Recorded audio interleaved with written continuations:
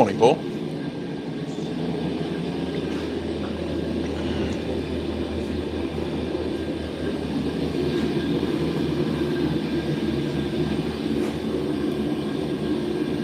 Brad, Jonas, how are we?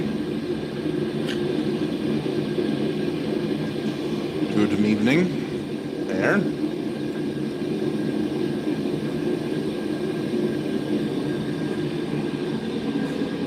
Hey, Randy. Guess what? It got here.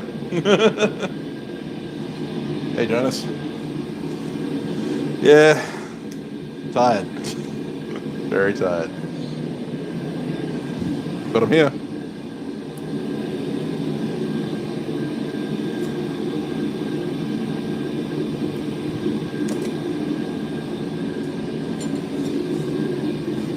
It does, it fits this time. I was a little concerned for a little while, but it's right. I'll trim the straps shorter. Better that they were too long than too short. All good, Daniel.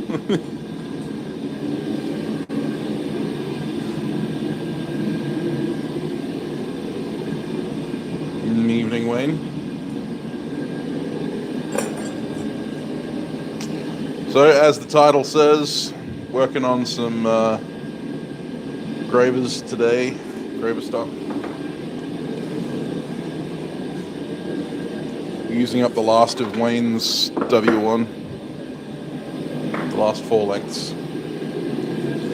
I needed something I could do that was relatively easy and low energy, because I am low energy right now.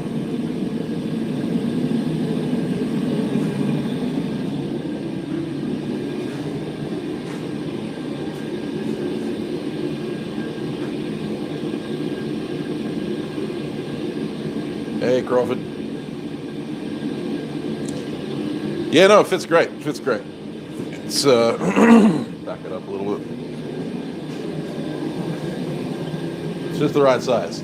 This is probably like just a little bit too high, but that doesn't really matter because it's just allowing access to my third hand.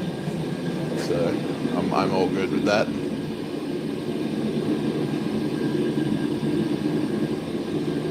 I may end up trimming that down to the point because it just kind of, these corners just kind of hang out a little bit.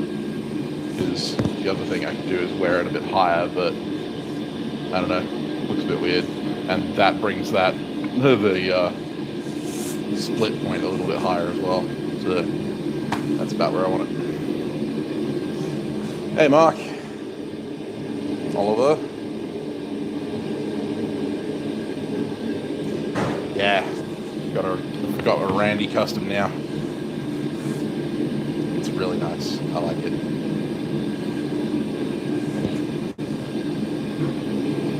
I'm having to get used to the cross strap on the back. I'm so used to having the tie across my lower back, so it feels weird to not have that now.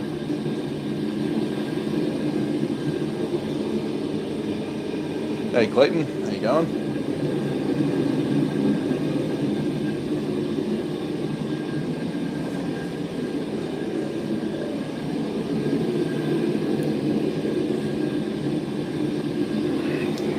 Howdy, Baron. How you going? And it came at a good time because I'm gonna donate my apron to my employee. Yeah, no, it is very comfortable. It's nice. I like it.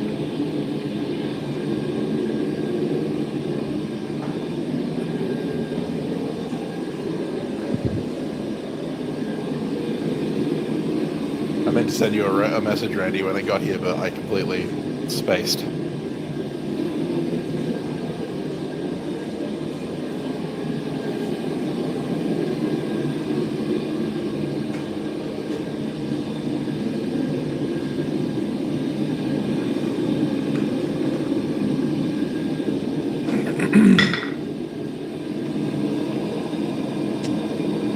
Hey, Troy, I'm really tired, but I'm here.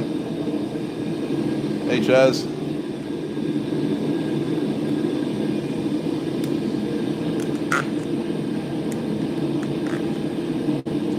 nice setup here. Yeah, I'm glad you stopped in as well. Thank you very much. It is great. And I hope you're enjoying your hammer. Hope you feel like you got a good trade there.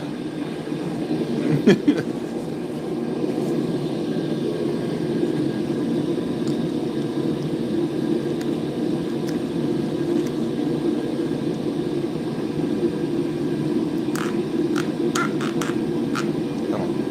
There you go.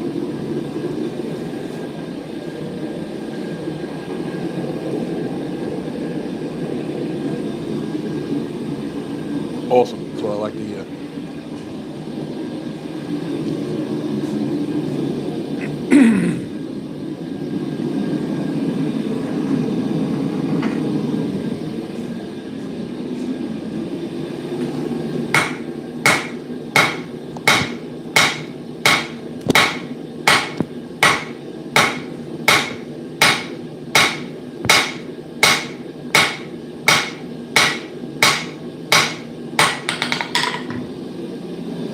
I have to trim those straps now.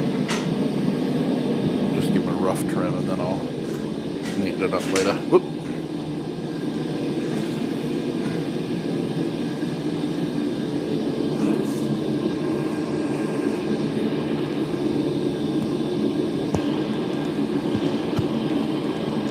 Oh, it's buffalo hides. Thick stuff.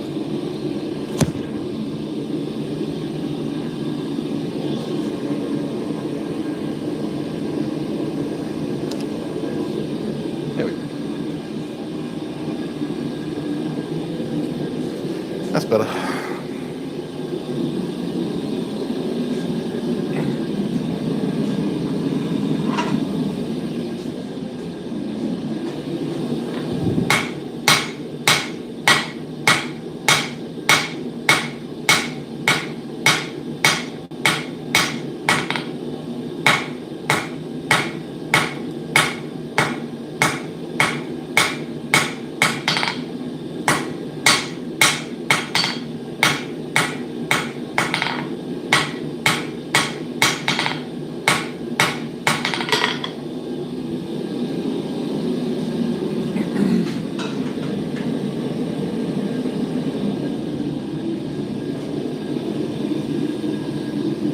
Hey, Paul. Oh, nice, Randy. Working on graver blanks.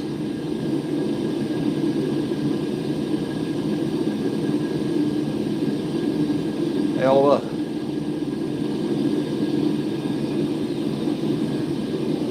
Yeah, no, it's tough stuff. It should survive even me. Nice change.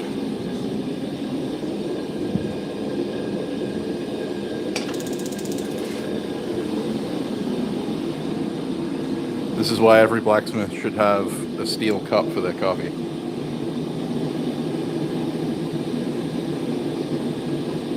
If it gets cold.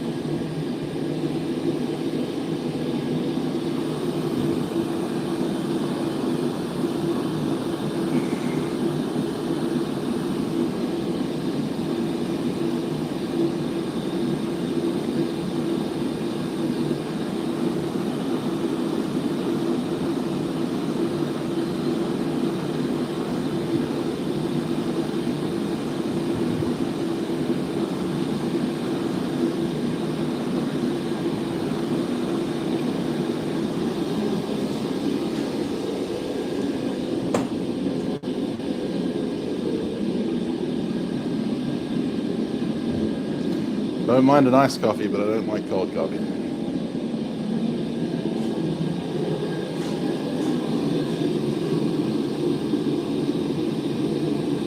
Oh, nice. Well, that's awesome, dude.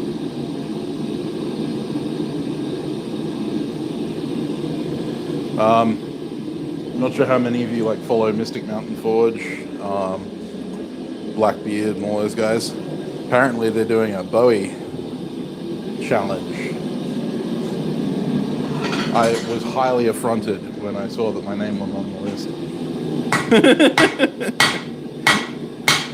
Apparently I've lost my my title of the Bowie guy.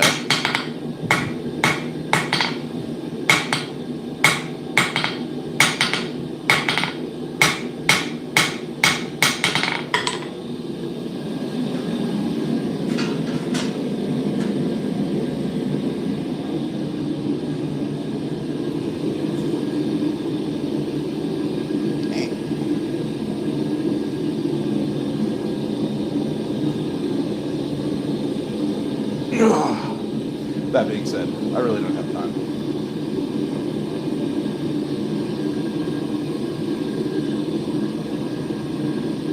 Yeah, right. I don't think I'd want my apron to be any thicker than this. This is good.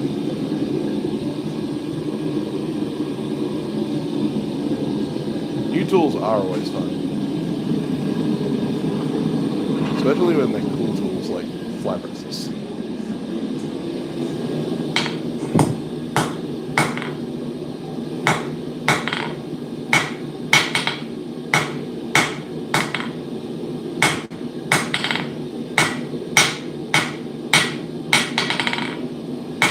New tool I'm most looking forward to is my new VersaFly.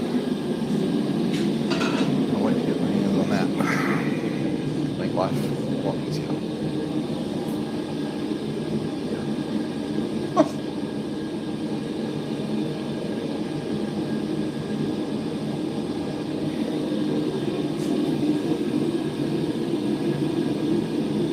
Oh, I don't know about that, Daniel.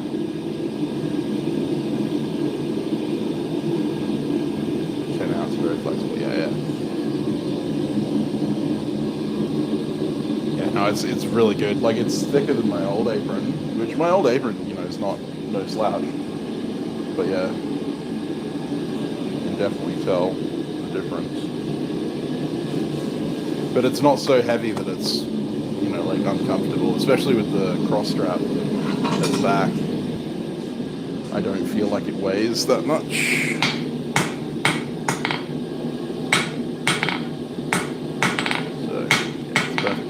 Love it, Randy. Thank you very much, dude.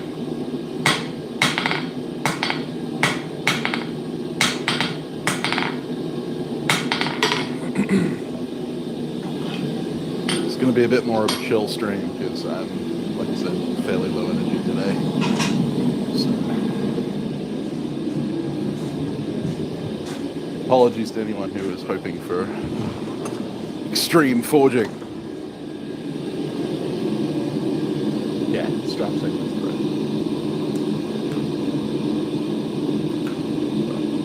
Yeah, for Weber braces, that's correct. Hey, Matt. Yeah, yeah, Mark. When I saw Mystic Mountain upload, I was like, ooh, Bowie challenge. I'll be down for that. I thought it was like the announcement of the challenge rather than the announcement of the competitors, and I was like, wait, damn it.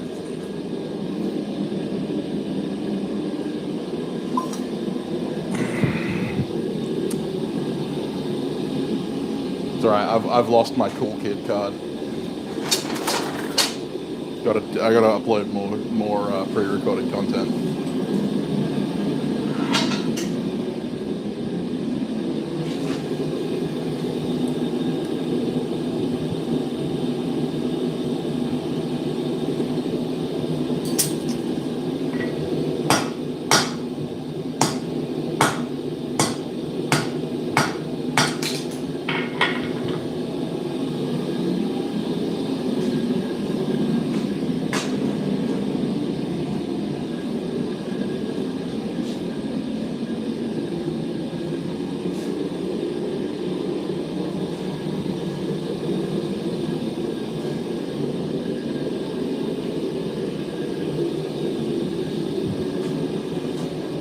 Party tool I make, I'm going to make it out of 10.5.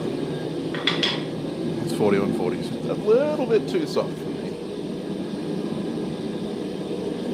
Just a tad.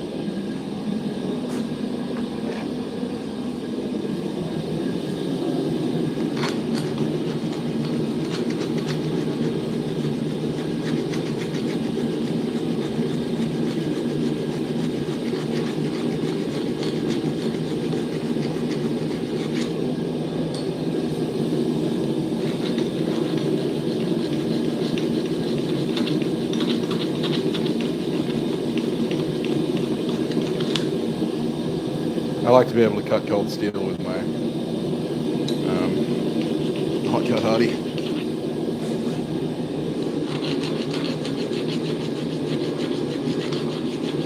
So.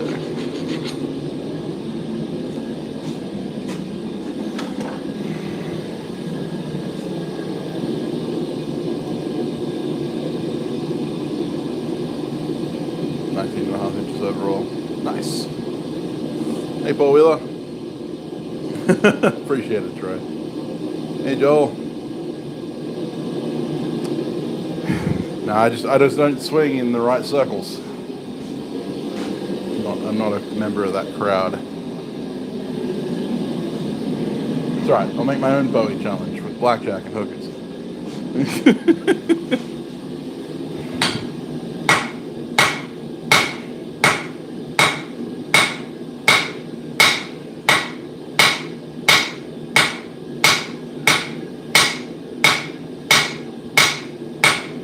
I'm looking forward to seeing the competition entries though. Always happy to see people's work. Missing Mountain does pretty cool stuff too, so.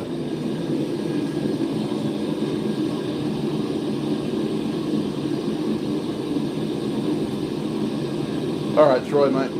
Have a good one. Thanks for jumping in. Hope you have fun camping. Well, Randy, I might hold off until next year, to be honest. I'm I've already got quite a full plate, and I really don't need to be adding to it.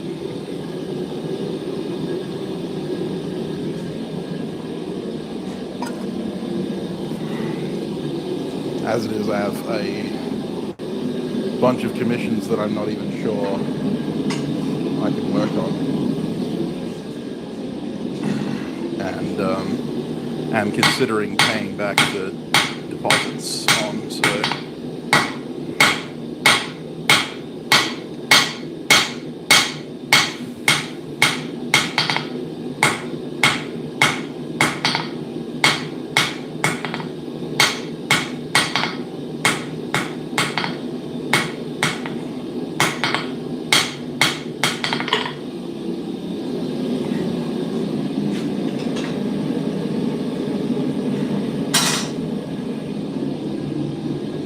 Oh, Jesus.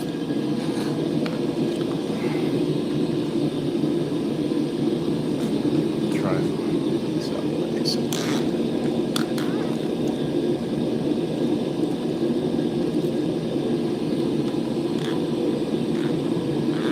Come on, camera stand.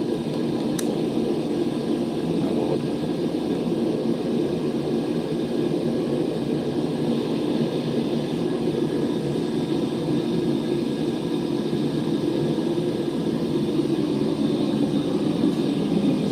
I do enjoy the odd challenge, but a buoy challenge would mean quite a bit of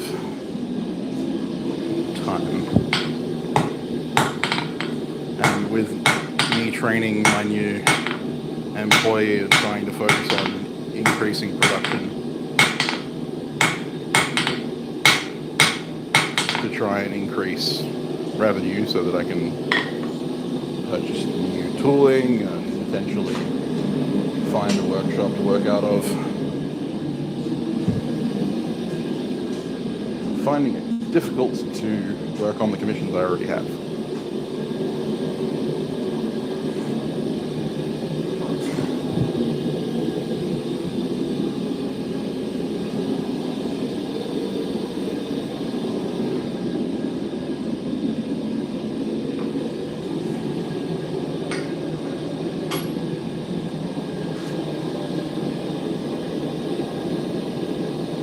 Aaron, oh, Aaron's been around for a while. No, it's other Aaron.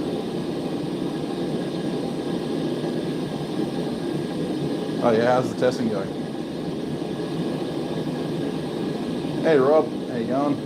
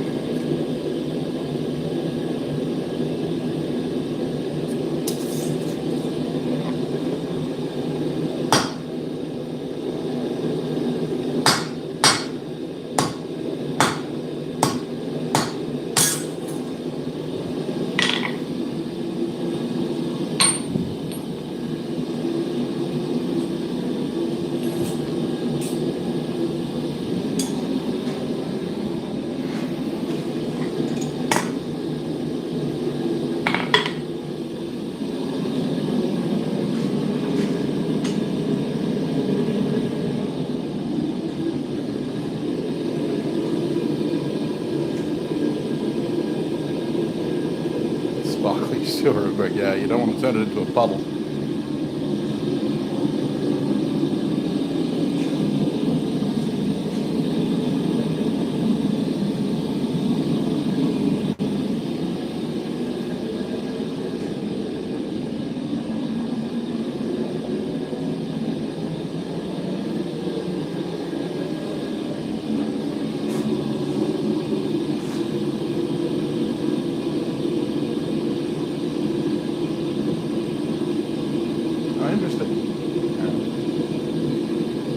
Is that a orifice size change?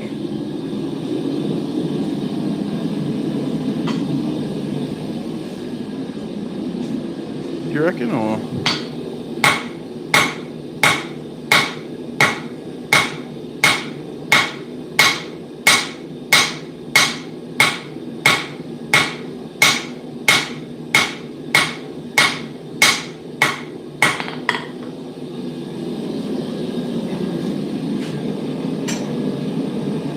I think I have one of the new burners, and they are very economical. But yeah, I have noticed a little bit of a decrease in energy output for the same PSI, so I've increased the PSI to compensate.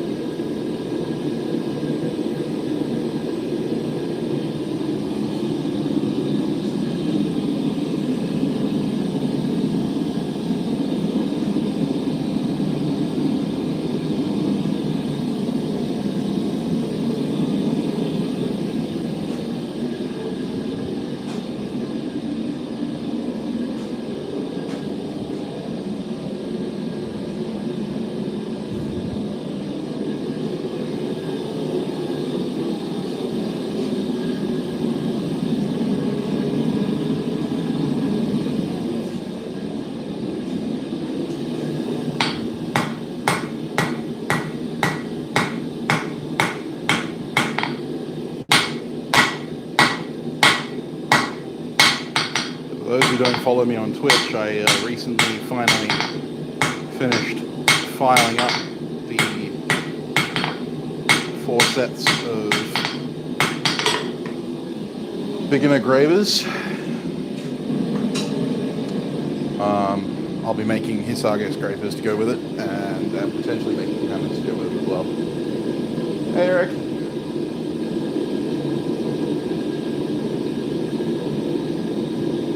First 272 knife grab.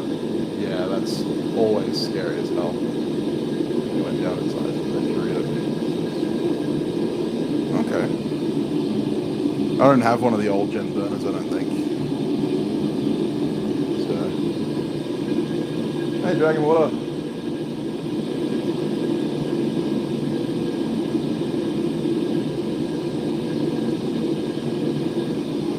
You haven't missed much, Eric. We're just making graver blanks today.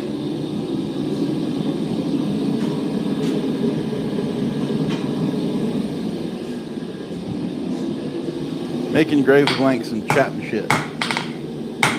Should be the title of the stream.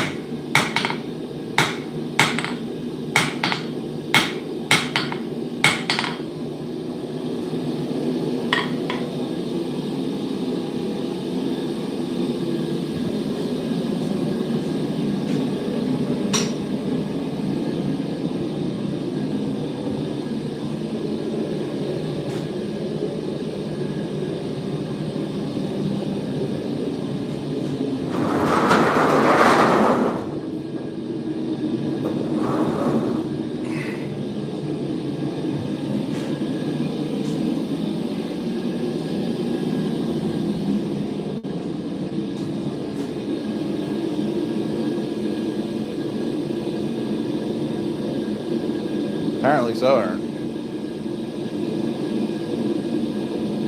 I'm further away from my mic than normal because it's positioned differently. I don't have a good place to put it yet.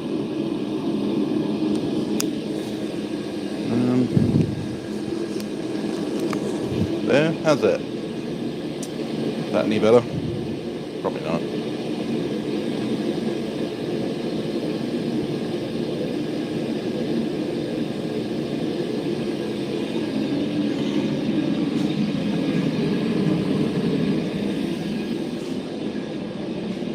Moving up in the world, Aaron. Getting private messages by Jason Knight. Dude won't even return my messages.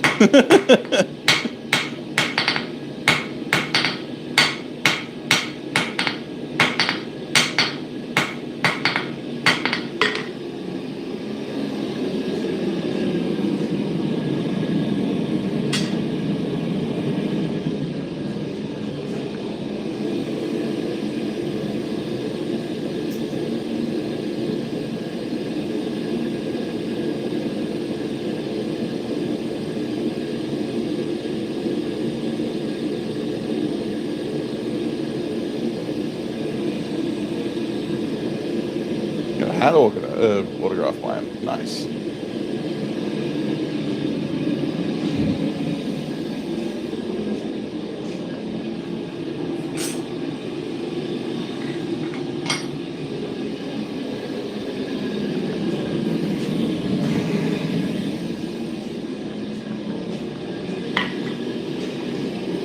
I think I messaged him a few months ago about potentially coming on Forgecast, but it may have got lost in the slew of messages he undoubtedly gets every day. And also, you know, sometimes you see an invite to a podcast or something like that that's like, yeah, nah.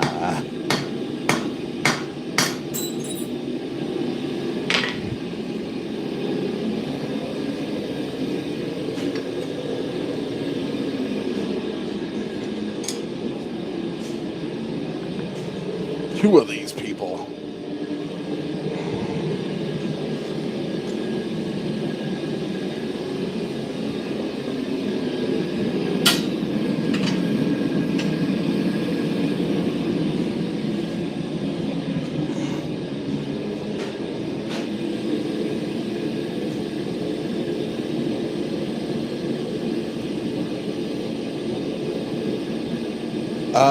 Books? No.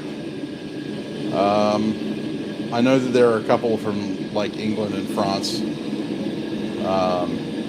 from like the 1950s and 60s, but I haven't got any of them. Most of my, actually, if you're looking at like push gravers and stuff like that, Sam Alfano did a great book on engraving, European style engraving. I study Japanese style engraving, so most of my knowledge comes from Jim Kelso and Ford Hallam.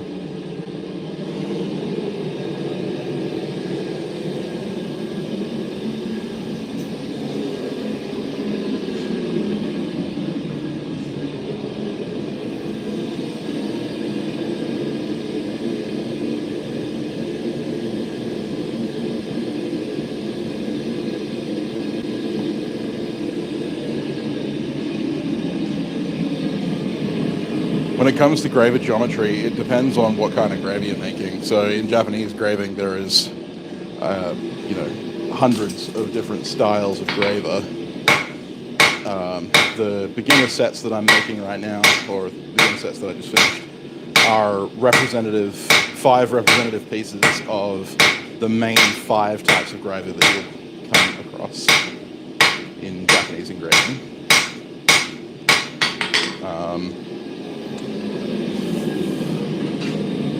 And then, of course, you've got different sizes of those specific designs.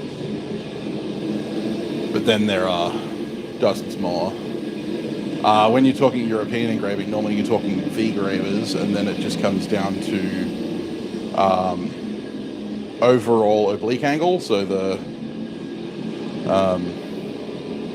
might be better expanded on the chalkboard. I plan on doing some videos on graver geometry in the near future.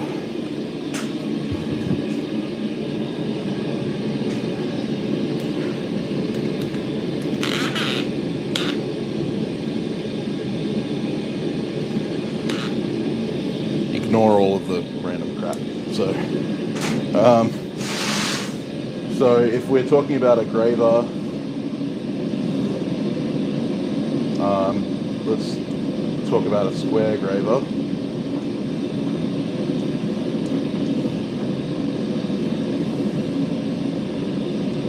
right? So your oblique angle is, if I was looking face on, you know, with a square graver, you're looking at a diamond cross section like that.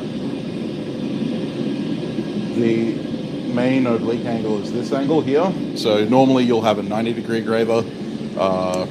The guys who use like pneumatic gravers and stuff like that tend to go for like 120 degrees, so they end up with a graver that's quite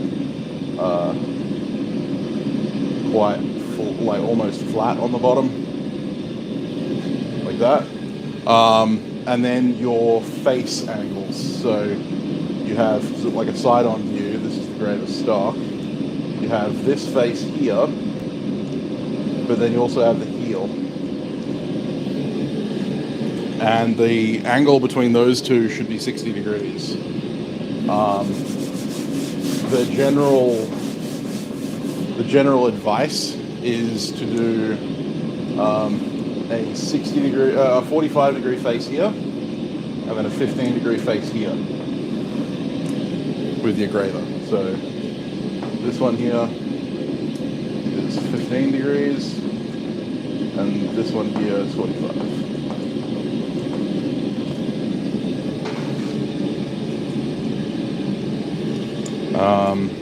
I have found in my experience that the exact geometry isn't that important. In pneumatic gravers and stuff like that, it's far more important because you're talking about taking much smaller cuts. But yeah, that's the general cutting. Hey Robert, how you going?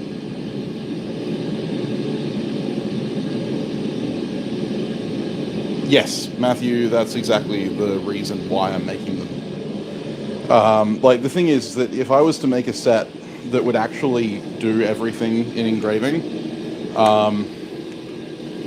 no worries, Randy. Cheers, mate.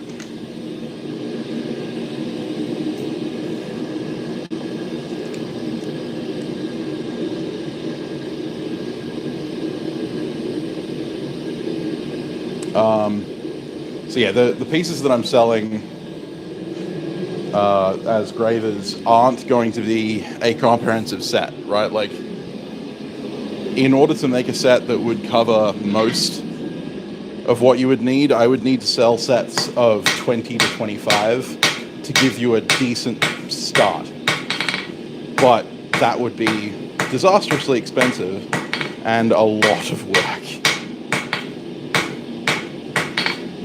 So what I'm doing is making the sets of 5 with representative geometries for people to then use as references to make their own.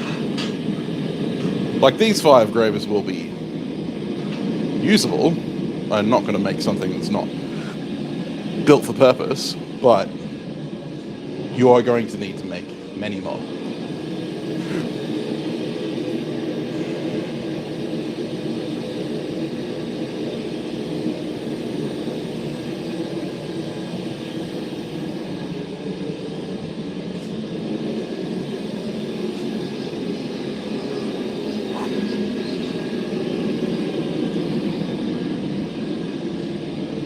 By the graver blanks that I'm currently making, I'm making for myself. I have currently got 18 gravers. I believe, I was working it out last night, I think I need about 20 more before I'll be happy with the selection that I have.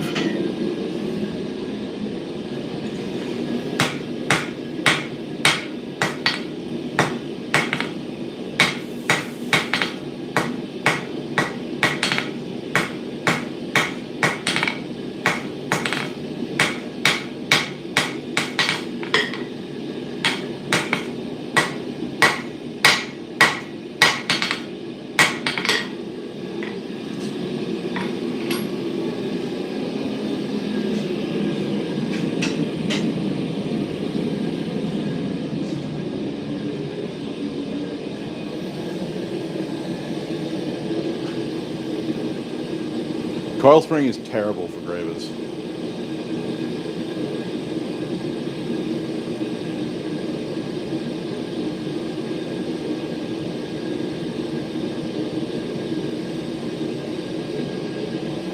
Like, coil will work, but it's terrible for graders, especially if you want to cut steel.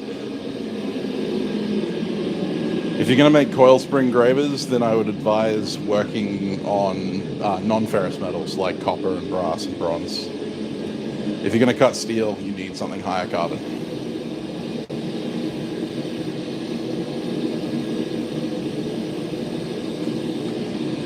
Yeah, Rob, coil spring is terrible for graders.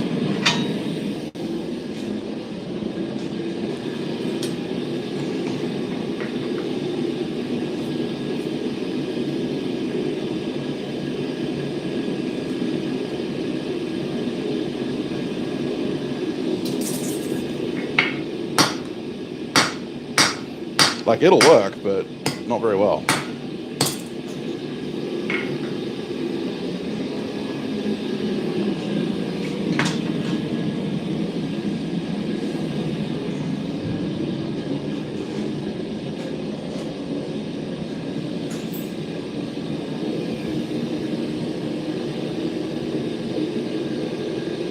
Coil's good for center punches, yeah, for sure. Yeah, nah. W1. Yeah, W1's a really good good tool steel, which is what I'm using right now.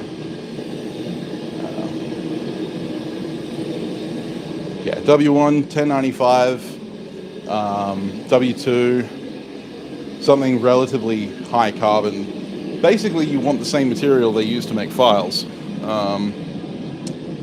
And that's where a lot of my beginner graver sets came from, was forged out of old files or ground out of old chainsaw files and stuff like that.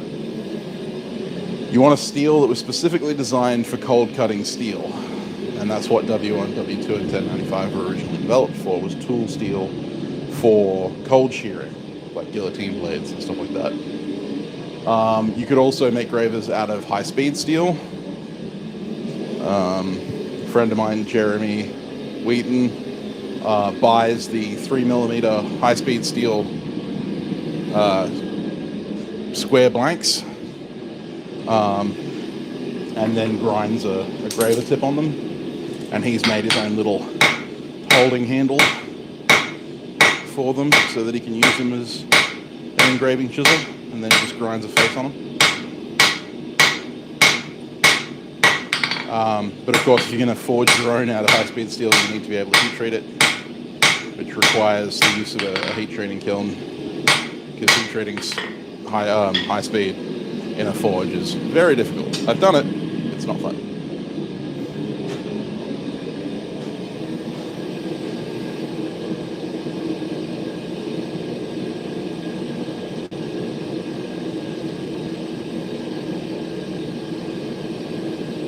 All your punches and drifts of coil.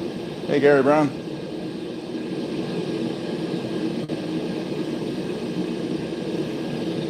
Yeah, old drill bits, normally high-speed steel, so yeah, that'll work. 01 works, kinda. I found it a little chippy. Hey, Buzz Blades. S7 is a shock steel. It's not designed for edge retention. S7's good for hammers. Good for punches, good for like center punches and stuff like that. Much like coil spring is good for center punches. The thing is that a graver needs to be able to hold a razor fine edge for decent graving. You can engrave with a blunt graver, like I've done it.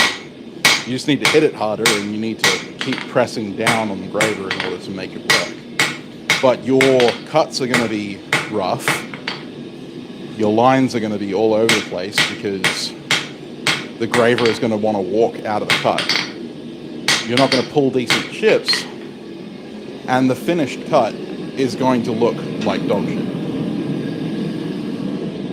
Realistically, you want the graver to be leaving a mirrored surface from the cut.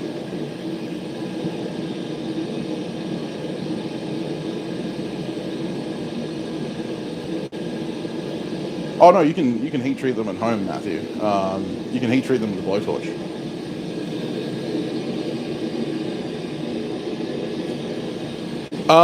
Eric, it depends on what I'm making. So when I made the sets for sale, there are 5 different gravers. So I made 5 sets of 5 different styles of graver.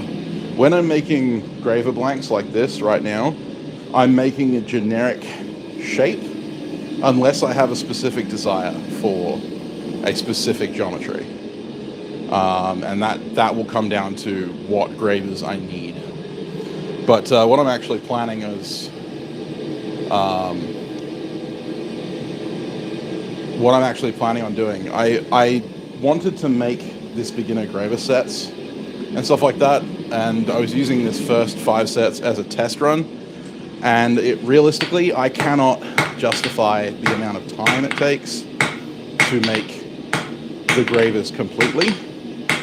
So what I will be doing is, in the near future, I will be selling pre-forged graver blanks, forged by myself, annealed out of W1, so that you can file or grind them at home and heat treat them yourself. W1 is relatively easy. It's still tool steel heat treat.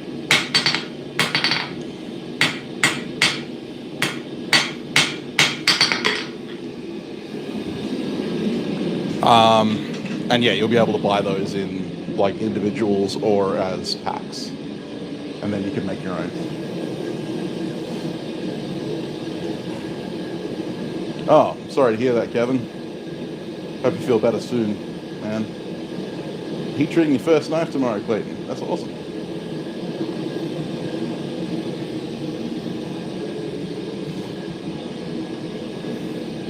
And yeah, as Wayne says, I stream a lot of my engraving work over on Twitch. I answer a lot of questions over there. I basically streamed the entirety of the filing and making of these 25 gravers. I think my Twitch followers are getting just sick and tired of me watching me file gravers.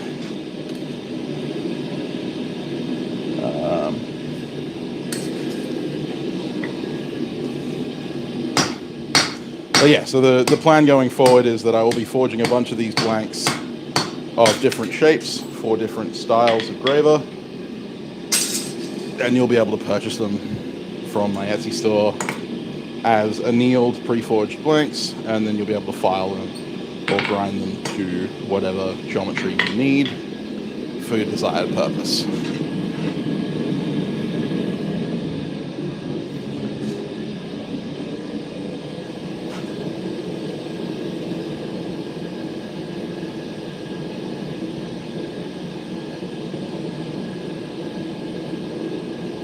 Yeah, it would, Aaron, but the problem is that this is such thin stock.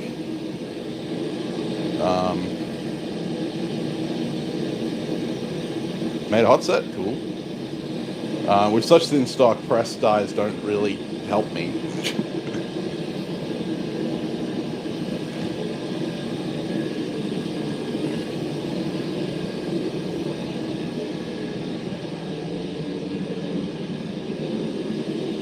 Funnily enough, there's a company over in Japan at the moment that's making CNC cut graver blanks that you can buy, but they're ridiculously expensive.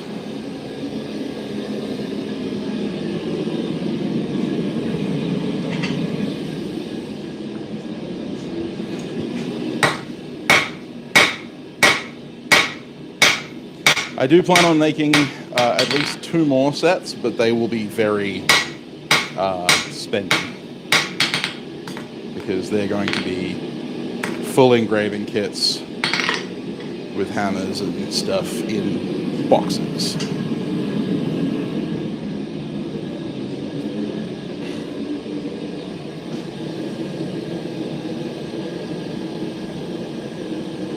Yeah, that works, Damascus. You know. Ah, that's who you are, Eric. There you go. It's funny how many people I think of as 2 people. Like, I know the username on Twitch and I know the username on YouTube, but I don't know that they're the same person until they tell me.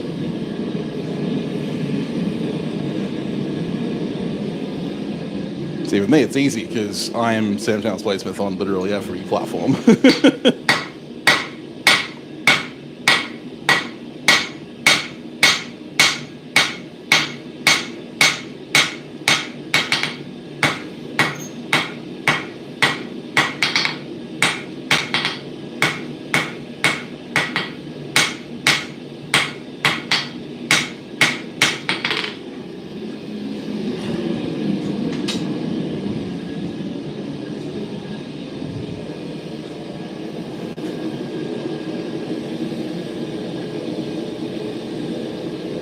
Oh, nice, Aaron. That'd be nice.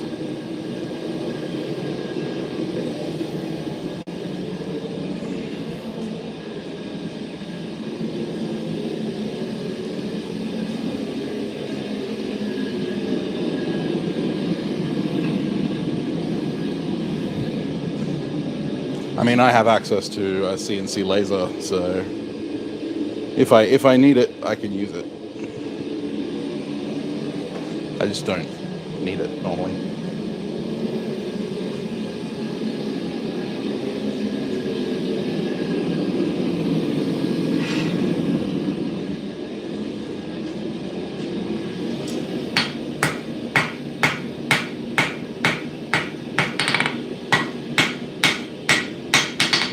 Yeah, if you're not interested in buying pre-forged blanks from me, but you want high quality gravers, especially in the US, you normally have access to W1 drill rod stock, which is what I'm using right now, 6mm, quarter inch W1 drill rod stock from the States. And that will give you the best results for your investment. Record in Braille. Fair enough, Eric. Hey Jack, how you going?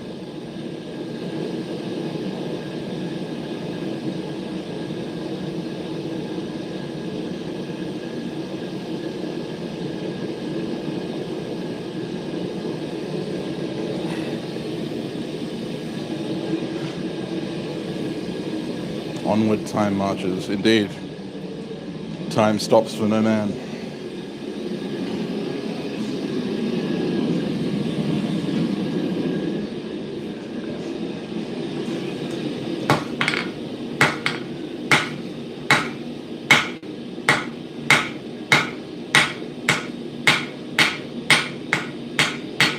A little narrow on that one.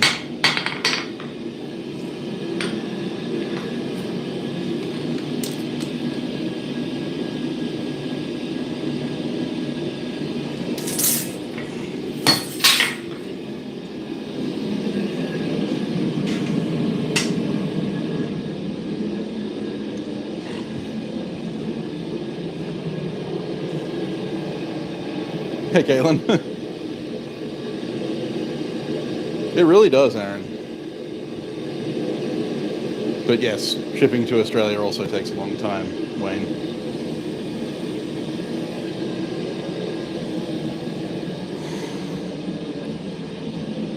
I'm blue, dabba dee dabba da.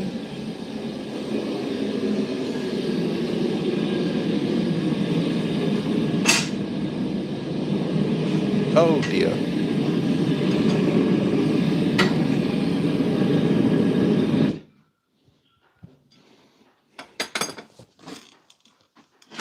Ooh, that's hot.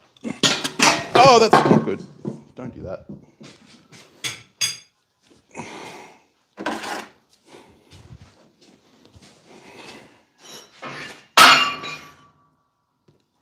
Oh, hot, hot.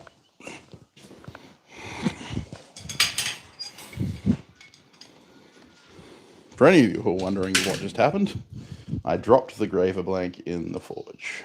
And I'm using my post box, so I had to take the top off. And then I dropped the top. Luckily, it didn't smash all over the place.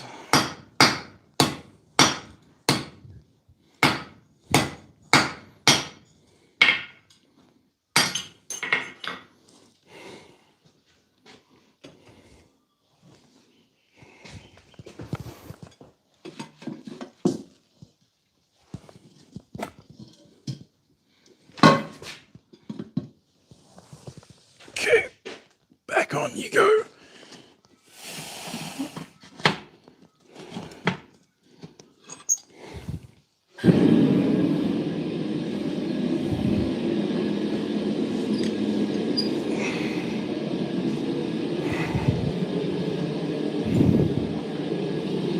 Crisis averted. I really need to make myself a tongue clip. There's things that do things.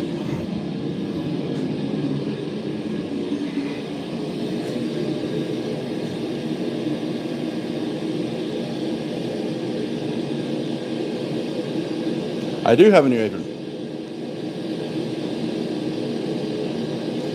So shipping to Australia, I found out USPS has only shut down freight via shipping, like actual ships. Air freight is still working.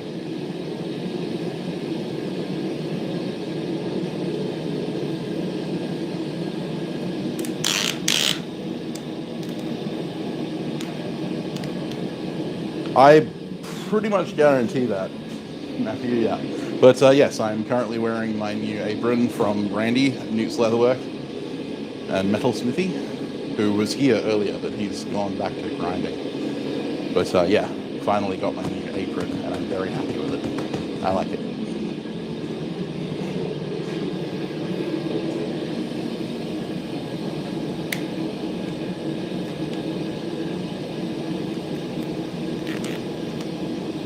You do need to watch my 2 most recent Patreon updates. That is correct.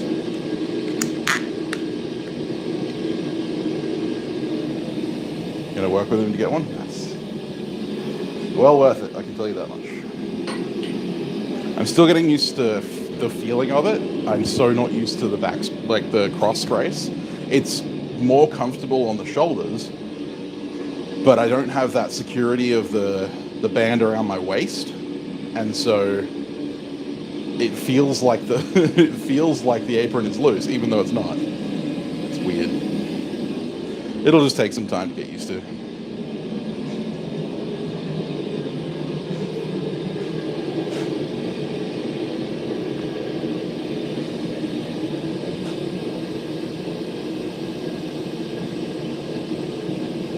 Good to hear, Daniel.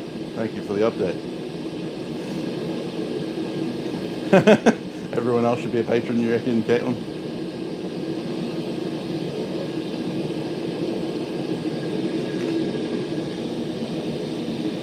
Mine too, Wayne. That's why I have an apron now. I mean, I had an apron before, but it didn't stop me from burning my clothes because I never put it on. Yeah, Aaron, I've had the same problem.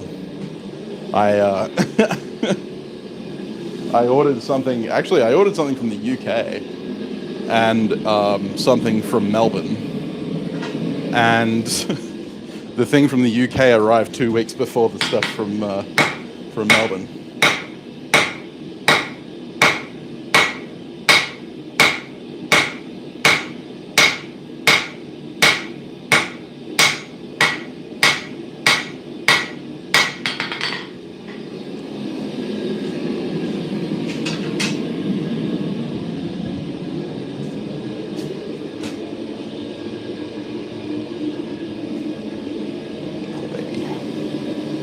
One of my chooks has picked up a limp. We don't know what's happened to her, but we think she's just hurt her leg. So we've had to put her in a carrier crate for safekeeping, because she otherwise might hurt herself further. She's not enjoying it. You're like 5 scale, you're right. Yeah, fair enough.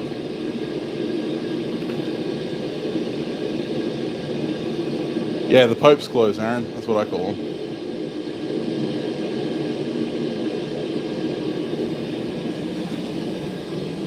Chicken version of the cone of shame. Yeah, well, I don't like, especially these guys. I don't like putting them in the box because they are ex-battery hens, and it feels cruel to lock them up.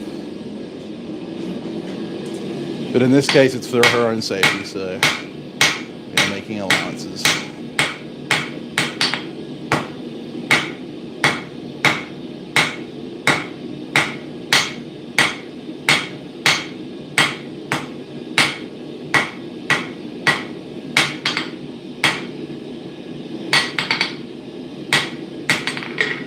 for the greater good, as they say. The greater good.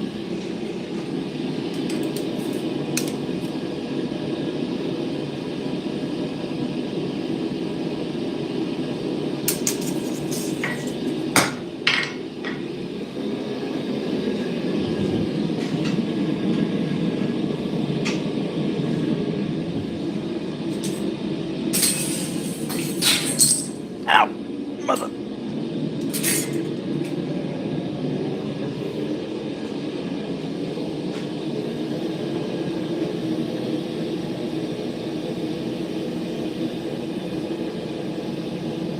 Oh yeah, Grinder always claims more clothing.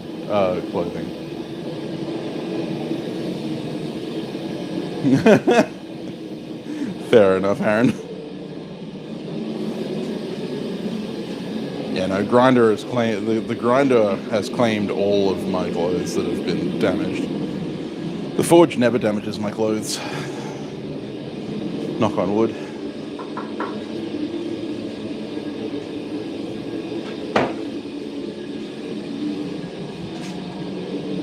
So those who haven't been following me on Twitch probably haven't seen this yet, but this is the mountain hammer.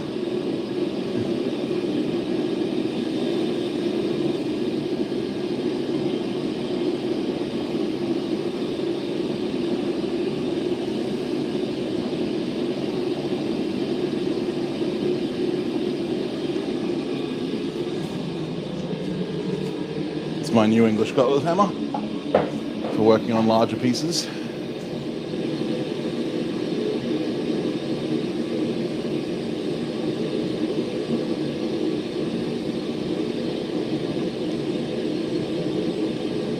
Yeah, fair enough, Robert. Grinder clip the tip off your finger roller? That's terrible. I've done that myself.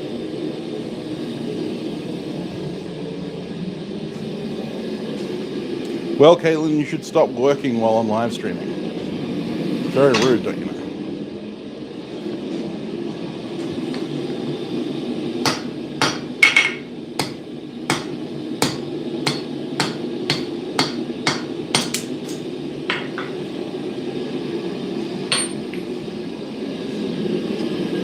I'm the victim.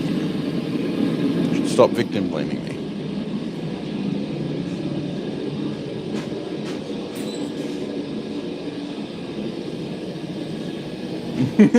Close.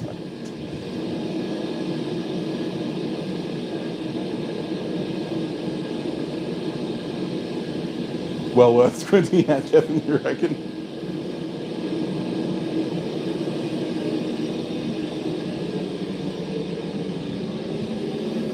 It's a welding hoodie. You don't wash your welding hoodie.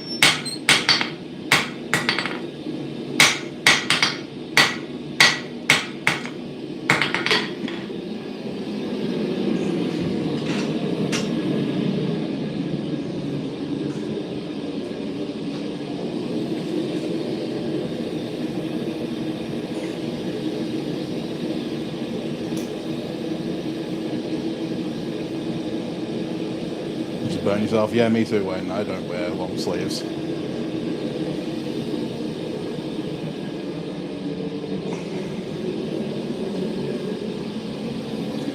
Although I'm really wishing I did when I started welding up that chook shed. Gave myself a really nice sunburn on the inside of my arm. Ray burn. Really sucks.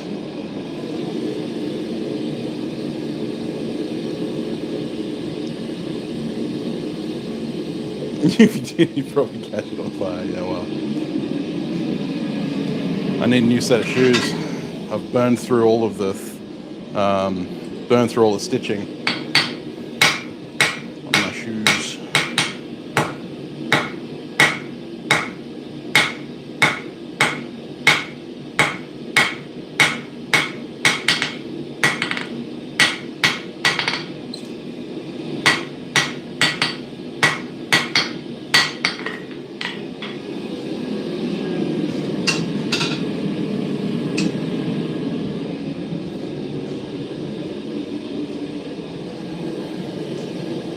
Plantar fasciitis, yeah.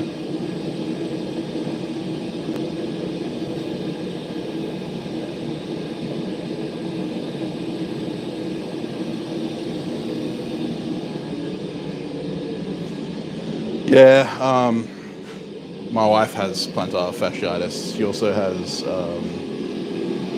she's got the upgraded version of that, which is a bursal lesion.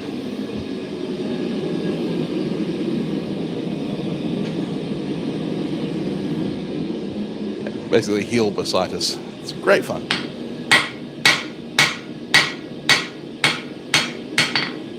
Who needs to walk though, right?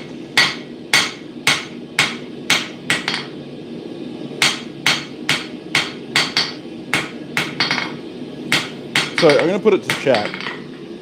I've been humming and hawing. I was talking about it on my Twitch stream yesterday. Whether I should make hammers to go along with the sets of gravers that I'm selling for beginners. What are your feelings on the matter? Do you think I should? Do you think I shouldn't? Now, before you make your choice, the sets of gravers, as it currently stands, will be 5 gravers and a Hisagius graver for 150 Australian dollars. If I add a hammer, I'm looking at adding an extra $75 to $100 to that price.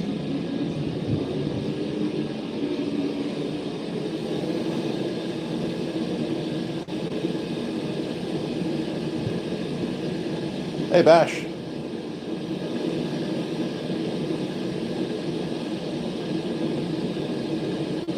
Yeah, Gary, I'm going to be getting slip-on, like the Blundstone, the style.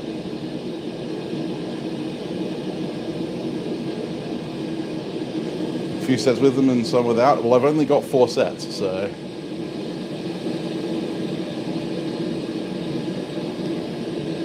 Well, I'm going to be making those sets separately, Caitlin. Those are going to be bigger things. You think it should be an option? My issue is that if I make the hammers, I'm going to make them rudimentary, because I'm trying to make these beginner sets, right? Like, I'm trying to make them beginner sets. And I'm trying to make them accessible to literally everyone. And I understand that not everyone has their own very, very small engraving hammer. And so if I can work up a design for a cheap hammer, which I think I can get the hammer price down to about $75 to $100, and still make enough money to justify making them, it'll mean that it's a comprehensive set that actually comes with some ability to use said gravers.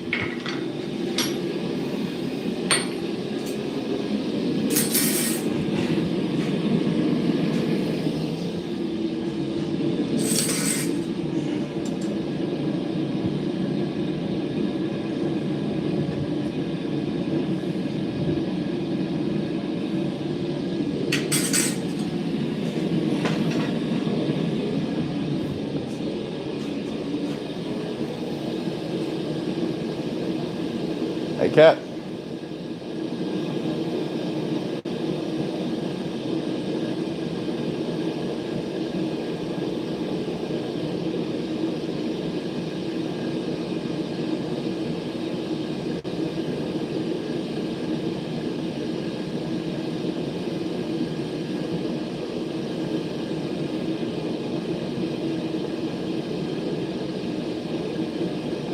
Hey Ryan, how you going, man?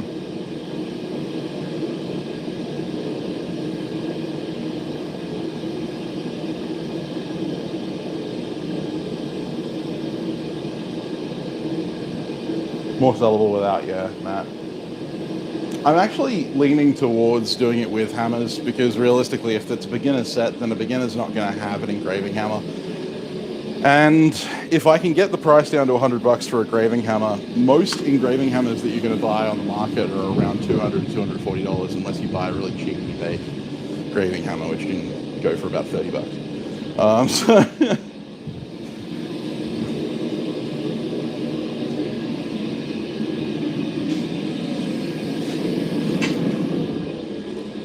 I don't know. I'll make, well, there's going to be 4 sets, so I'll do 2 sets for 2 sets with just the gravers and scrapers for those who don't want the hammer, and I'll do 2 hammers for the other sets. And then in the future I'll be making 2 more sets, but they all have sets of 20 gravers with them, and they will have Damascus hammers. Yeah, it'll be 20 gravers, 2 Hisago scrapers, Damascus hammer, 10 chisel blanks to make your own chisels with, and a hand vise, all in a box. But those will be very expensive. Oh yeah, Caitlin, that's correct.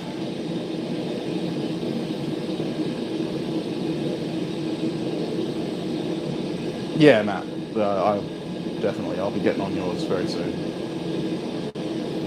Hey Zach, how you going? Maybe not that much, Daniel. We'll see. But yes, won't be cheap. Let's just say. Yeah, I have a dream of making these really high quality engraving sets.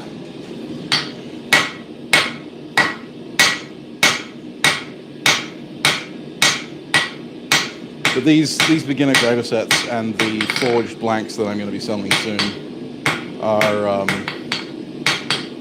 my attempt to get people into engraving.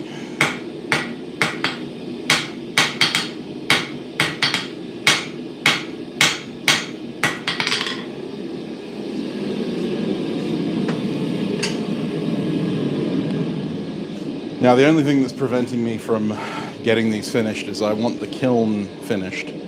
I need to set up the PID controller for my electric kiln so that I can reliably get the best cutting performance out of the W1 as I can. I could torch temper them all as I do my own, but throw in some Vegemite and you're in. I'll throw it in for free.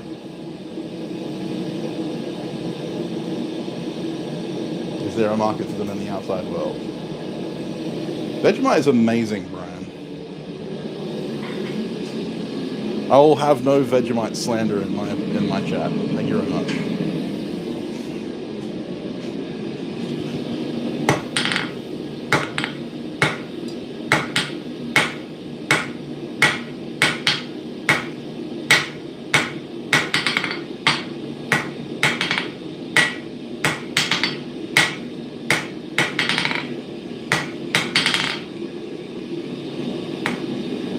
Come to the wrong house if you want to shit talk Vegemite.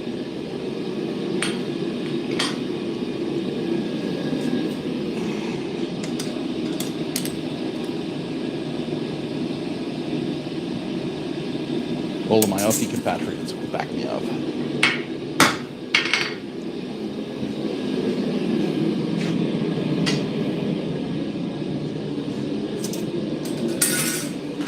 Oh. Yeah, Daniel.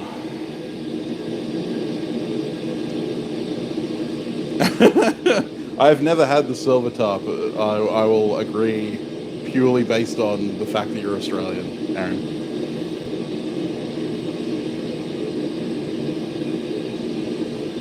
Lost out of a kiln last night, 400 by 400 internals. Oh no. Is there a market for them in the outside world? Yes, normally. The engraving world's quite large. Very, very mild compared to normal. Okay. Yes, been kicked. Sorry about that. The big problem that I've seen that Americans and most people who have never had Vegemite before have is that they don't know how to apply it. They all take giant fucking spoonfuls, slather their bread in it like it's peanut butter, and then decide that it's terrible. It's not how Vegemite is supposed to be consumed. It's best when used sparingly. It's like a steak shot. I'm not sure if anyone's ever had a steak shot. But basically a steak shot is whiskey, or bourbon normally, a dab of Worcestershire sauce, and salt and pepper on the rim. And it's actually really good, but the problem is that I've seen a lot of people make steak shots who pour like 2 teaspoons of Worcestershire into their shot. What common thickness? You can use any thickness, it just comes down to the depth of cut. Ideally, when you're starting out, I would start with something thicker, like 3 millimeters or more, because you're going to have less body deformation underneath. And it also depends on how you're grabbing the piece. Like if you're using a pitch bowl, then 1 millimeter copper sheet can be engraved, but it will also deform into the pitch quite a bit. Yeah, Vegemite with cheese is amazing. Squeeze out like coffee, Victor, but nice.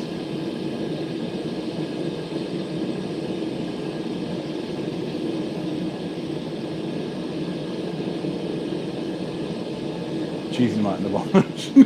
True.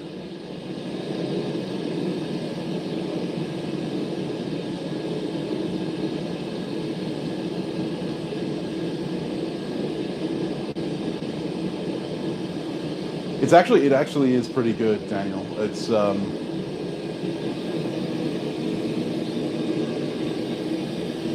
yeah, I've had Marmite. I prefer Vegemite. See you later, Kevin. Thanks for hanging around, man.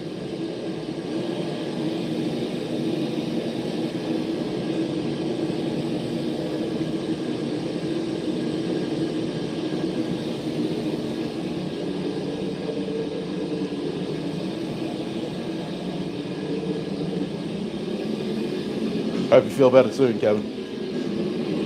But yeah, so what was I talking about? I forgot.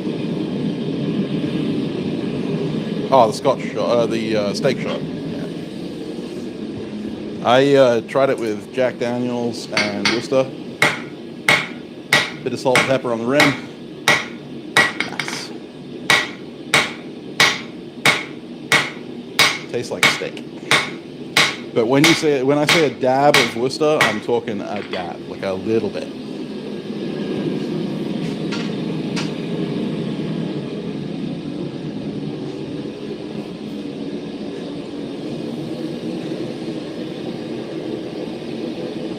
Well, yeah, Vegemite can't go off. Nice, Matthew. I look forward to seeing it.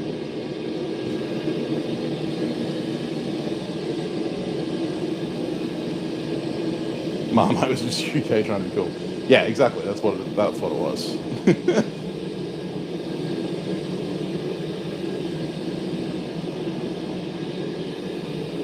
See you later, Olba. Yeah, you should, Caitlin. Let me know what you think.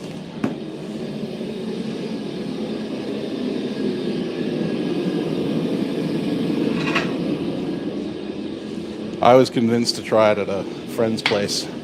I was dubious, but it came out really good.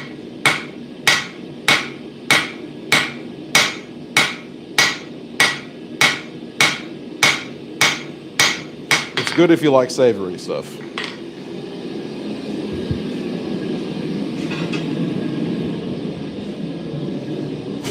at the same party, some guy decided to try and make one. It was he put like 5 dashes of Worcester into his 30 ml shot. It was like drinking pure salt.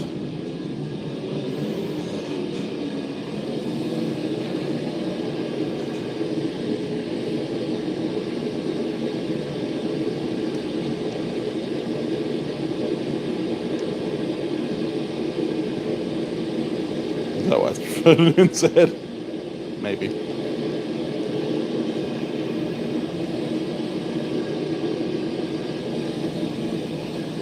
Peaty Scotch, yeah. I mean, for me there is such a thing as too much peat. I got gifted. My wife bought me a bottle of Ardbeg Scotch whiskey, and holy crap! It was eating the bog. Seriously, just fucking pure peat. I thought I knew what peaty flavor was until I tried Ardbeg, and then I was like, oh shit, okay, I don't like this.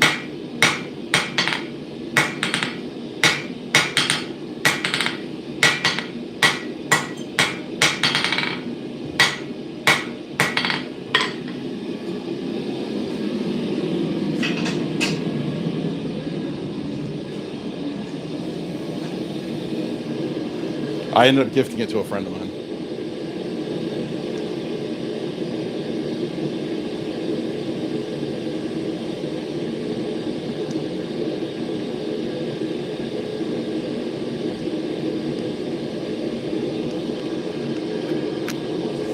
Taste the pot. That's right. Felt like I went face first into a Scottish mire.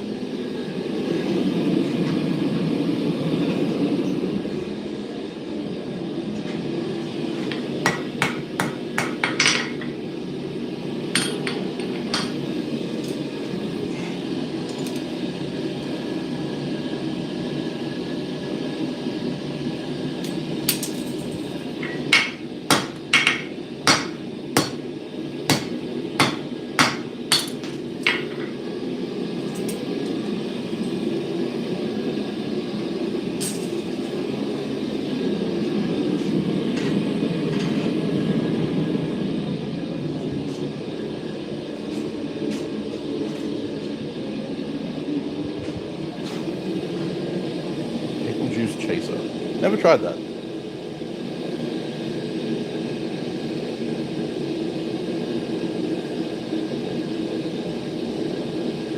Good 25 years in the Bogart cask.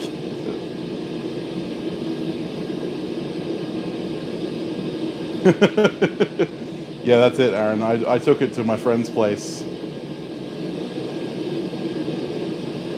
He loves peaty whiskies, peaty scotches. And so I brought it over and went, here you go.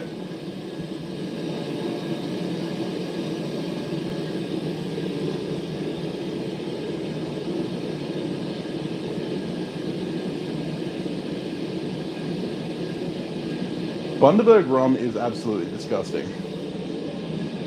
I love their ginger beer, right? Like, Bundaberg ginger beer is god tier.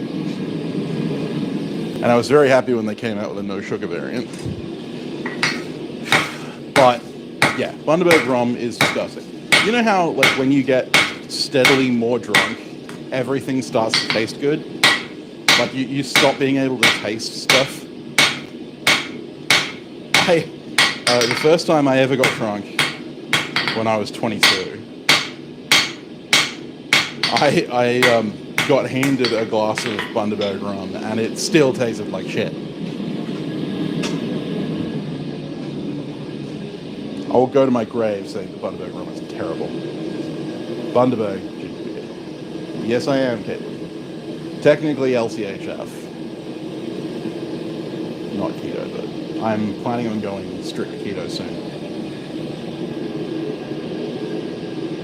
When I was 22. low carb, high fat. So keto's sub 20 grams. The LCHF is sub 100, but I'm planning on going clean keto in the next month, for a month. Bunny versus cougar. I would have cougar every day. I'm making them out of 1/4 inch W1 at the moment. Wayne just gave you the answer.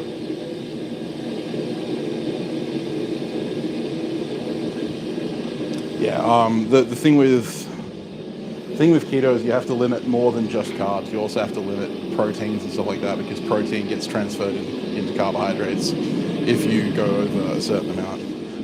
You have to really take care of your macros, and I haven't been doing that. The whole goal was to control my blood sugars, and I've done that. But now I want to lose weight, and I'm not doing that on my current plan. So now comes the fun bit, where I spend a month eating nothing, basically. Feels like.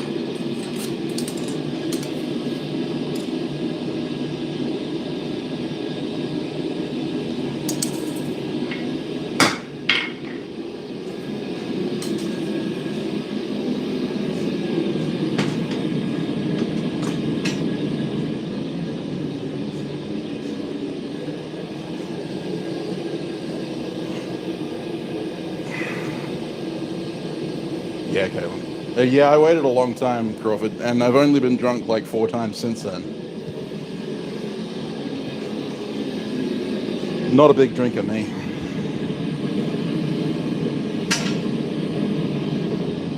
Which basically makes me un-Australian, but there you go.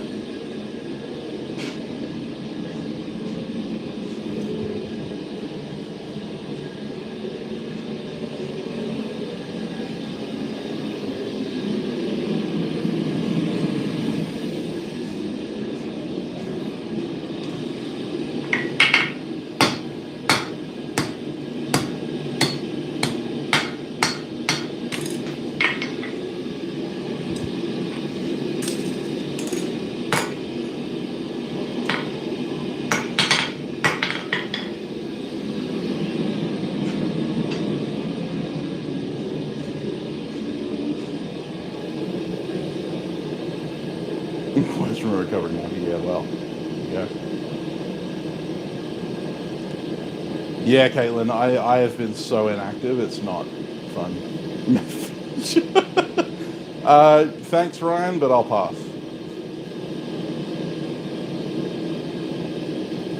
Not allowed to drink, Matthew.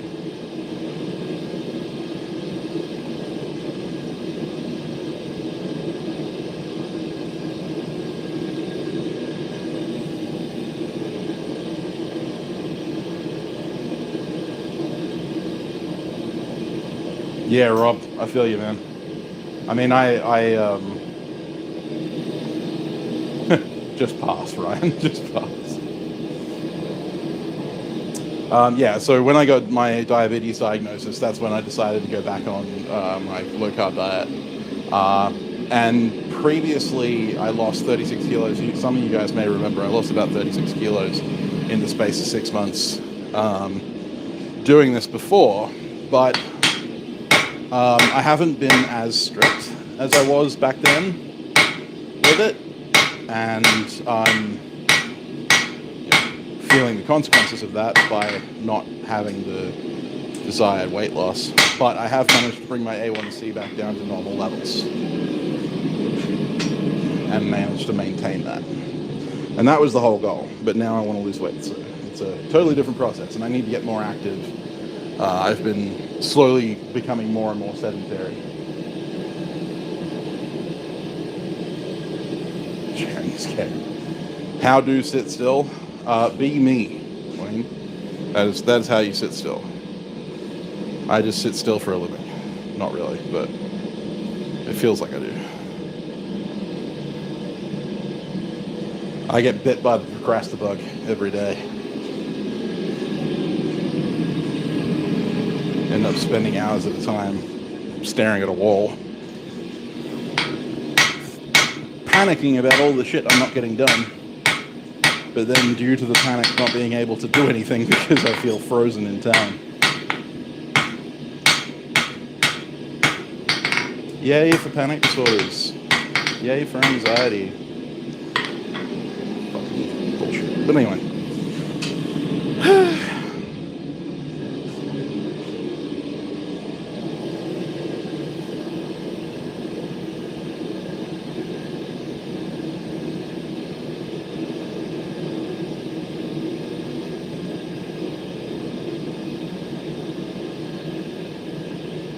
Yeah, fair enough, Caitlin.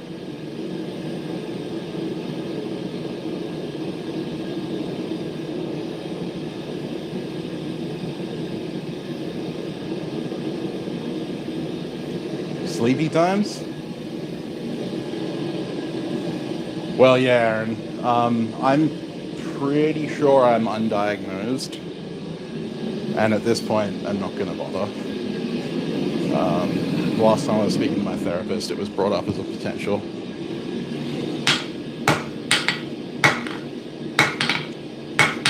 I probably will go down that path and you know, like, talk it out with a professional, but that'll only be to learn coping strategies.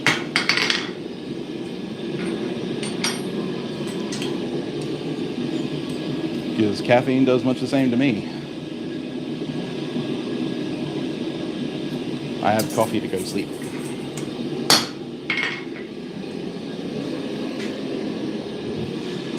My friends would see me drinking like a double espresso at fucking 9 p.m. Go, dude, you're not going to sleep tonight. And then like 15 minutes later, I'm out.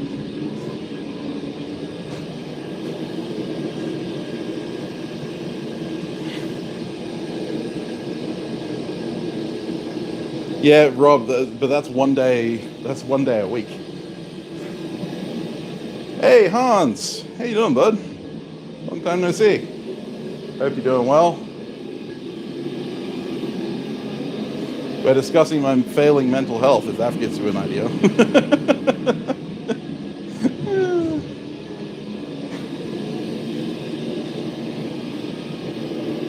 Yeah, that's the one, Aaron.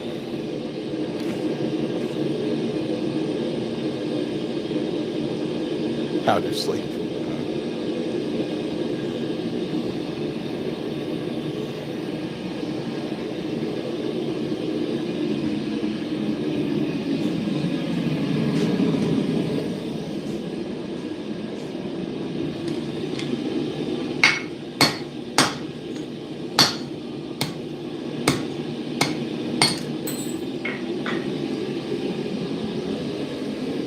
Right. That was the last of the W1. I'm all out.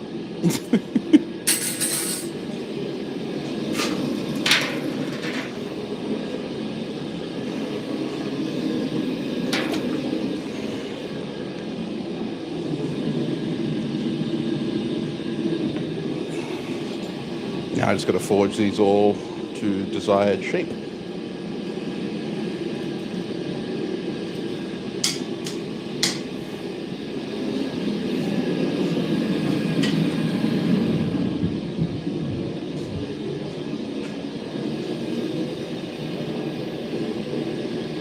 It's October and you're a teacher. Stress is given. Fair enough.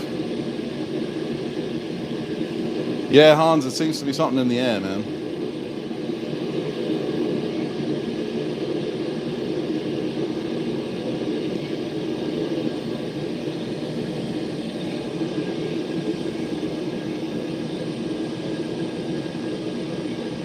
Ha! No rush, Wayne. You're all good, mate.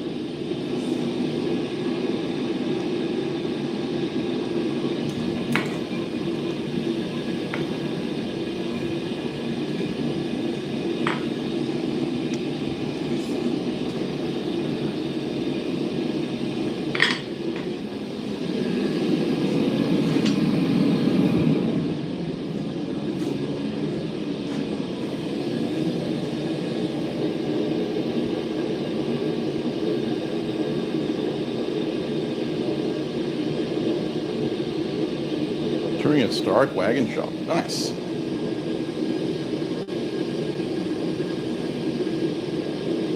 Yeah, true that, Aaron.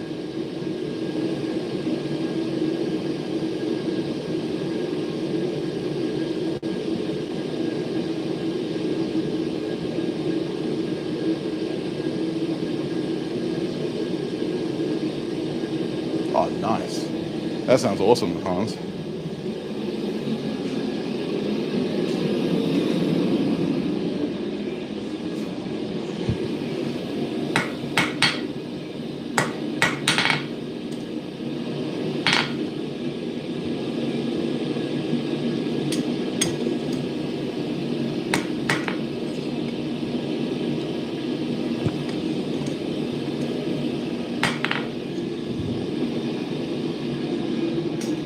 One.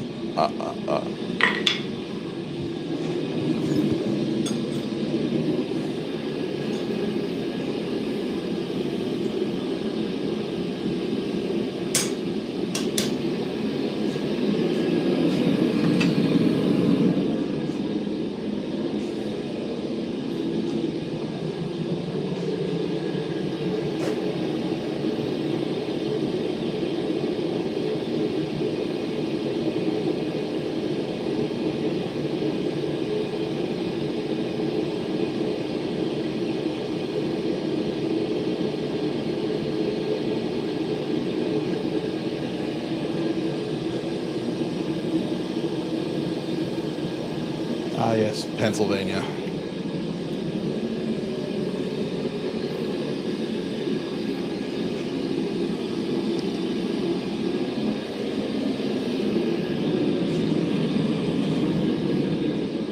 I will admit to being slightly addicted to watching PA Flintlock season videos. I'm a massive Flintlock nerd.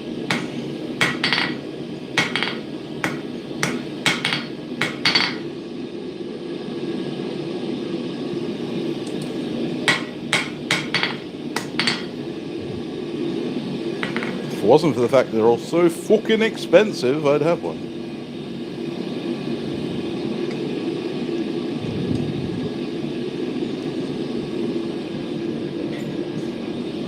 When they changed the laws here in Australia regarding pre-1901 firearms, I was giddy with excitement, but then realized that you're still paying a stupid high premium. For those that don't know, in Australia it's now law that you can own a pre-1901 operational firearm, not the powder or ball or anything like that. You're not allowed to own the actual parts that make it work. But you can own a pre-1901 firearm without a license.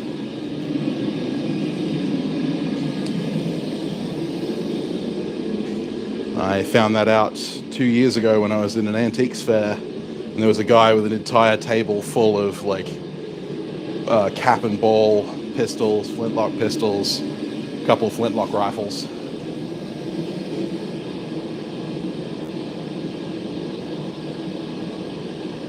Oh man, sounds like a deal, Hans. Make one? Yeah, that's very illegal.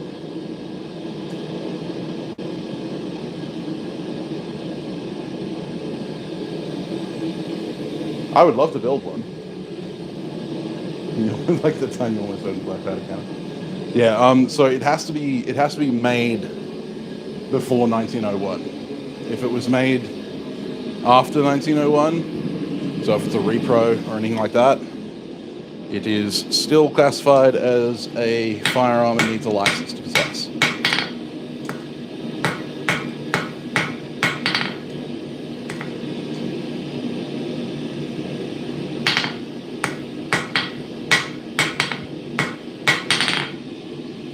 So yeah, there's entire trading communities now for pre-1901 firearms. But my ideal flintlock rifle, there aren't any here in Australia, and the ones that are here in Australia are all repros, and that is the Baker rifle, the the first military issue rifle of the English military. Can anyone guess one of my favorite TV series of all time?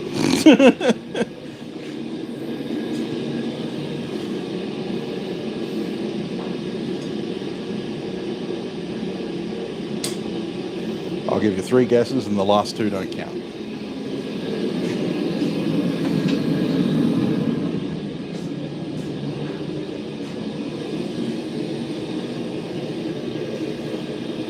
Oh, nice, Robert.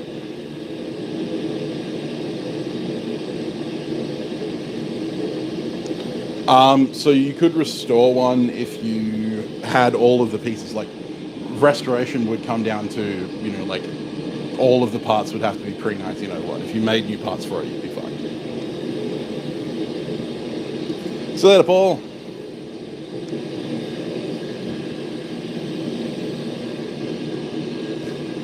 And a very steady state. Yeah, yeah, so that's a federal law, so it should be countrywide. Then again, Victoria likes to make its own bloody rules, so... I mean, in Victoria, you're required to have a license to own a sword, for fuck's sake, so...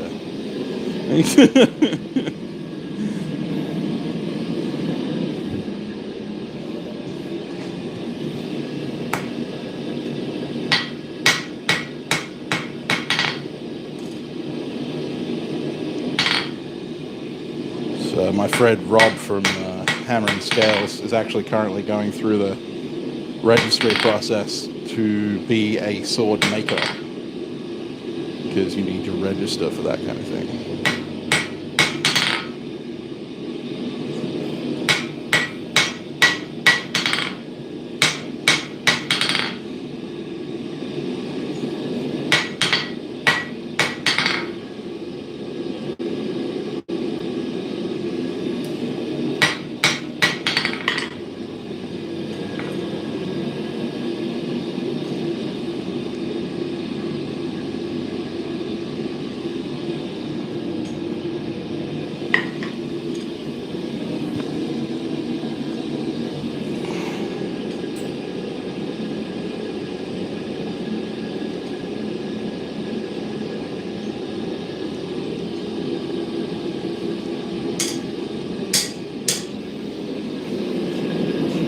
Bloody Victorians. Spoil the fun for everyone.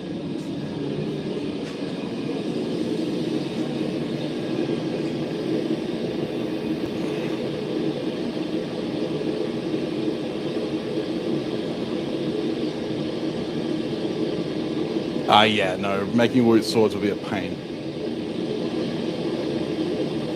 That sounds good, Hans. I will, well, I mean, let's see how things fare with travel and stuff like that. I need to get over to the States at some point anyway, so that'll be nice. And a wall hanger from India. Well, I wouldn't be able to own the powder, so it wouldn't really matter if I drilled a touch hole or not.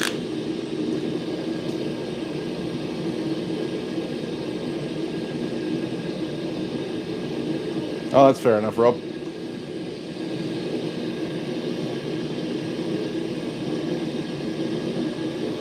It's getting the same on this time, so quickly down under. You need about 1,000-yard range. All right, there you go. Still trying to make brass casings. Brass is a pain to work with. See, the funny thing is, Aaron, is that gel blasters are now illegal in WA. And South Australia. They're classified as firearms. There's a guy in South Australia that he hilariously, because there was a big thing where Nerf guns can be turned into gel blasters. All you need to do is put a gel ball in the chamber, and you can fire gel balls out of a Nerf gun. And that meant that the Nerf gun, if used as a Nerf gun, is fine, but a Nerf gun used as a gel blaster is a firearm. And so he actually went to his local police station and registered his Nerf gun. Got a serial number printed on it and everything.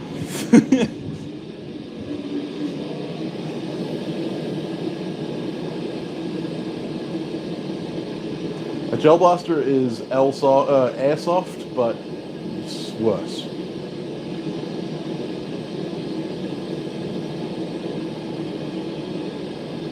You're not social media anymore, Hans? Okay. Can you like email it to me? Yeah, they fire Orbeez. Correct. Basically, they're an airsoft gun that fire a harder version of Orbeez. So silica, expanding silica rubber that you put in water to make expand.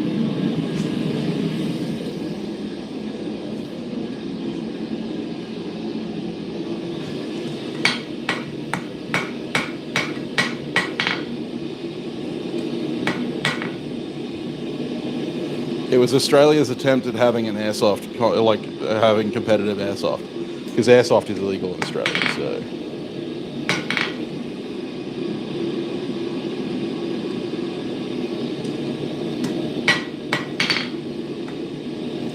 but unfortunately, lawmakers here in Australia think that anything that looks remotely like a real gun needs to be controlled because, you know, scary.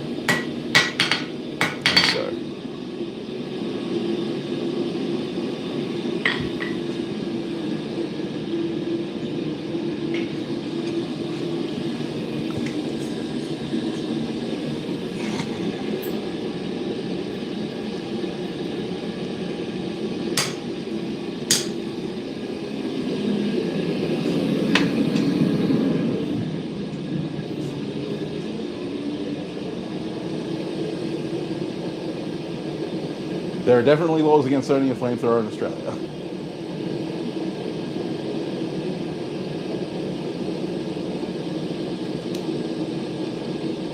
Yeah, airsoft's cool.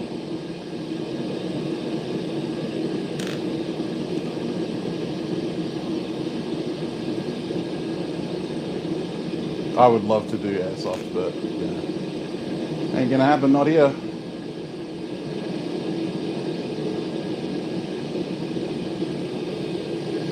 You didn't see why I'm a knife maker? Yeah, well, I used to be in the running to be a gunsmith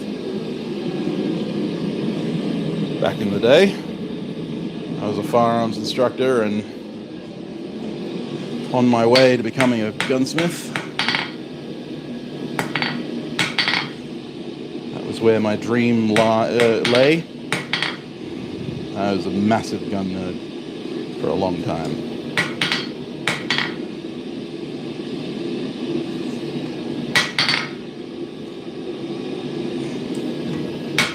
Some shit went down, and now I am a knife maker. No regrets. Maybe some regrets, but you know, it was all out of my control, so. Actually, at one stage in my firearms career, there was a chance that I was going to move to Springfield, Illinois.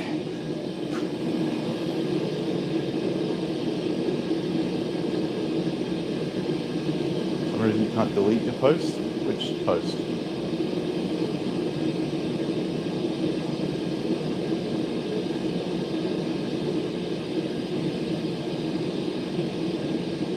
I don't see a post that you need deleted, Hans. Just point it out to one of the...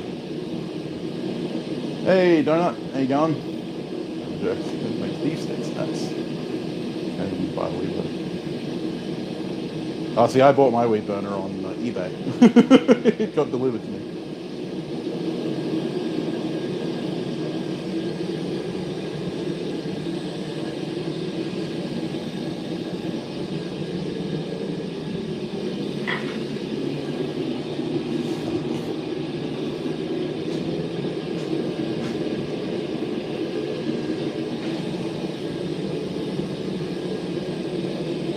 Oh, okay. Well, it's it's all good. You know, you'll need to email them to me. Don't put them in chat. Much as I'm sure it's full of nothing but wonderful people, you don't want to put that kind of stuff up on the internets.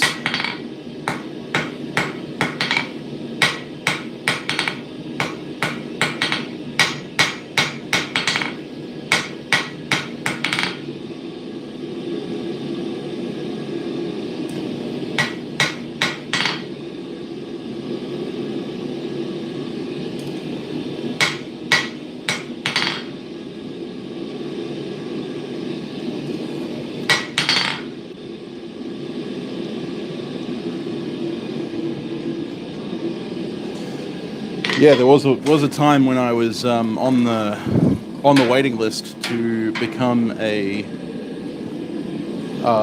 apprentice gunsmith at the Springfield Armory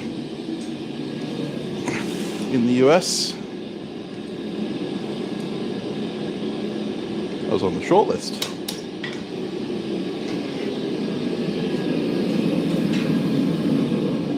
And say what you want about Springfield. Like, I don't like the XD, but, you know, it was my foot in the door. Making a grandson. Nice. Don't call you if your phone doesn't say. Fair enough.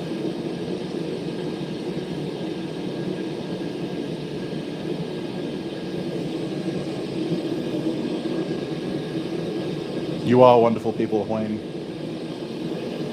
At the moment, I'm working on graver blanks. James, what else? Or is it Monica that's controlling the Sprinkle Donut account right now? Or is it Jared? Could be any of those. Speaking of making flintlocks, I'm looking forward to seeing Jared's final piece.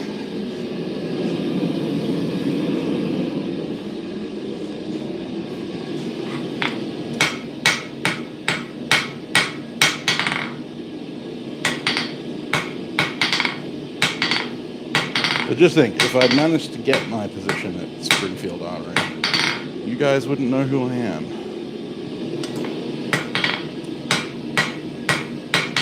This channel wouldn't exist.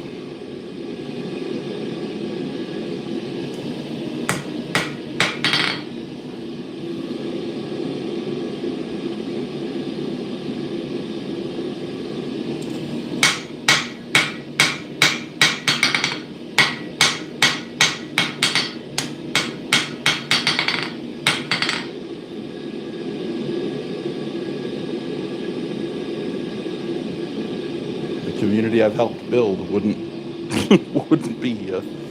So, you know, I'm not overly sad that it didn't go the way I expected.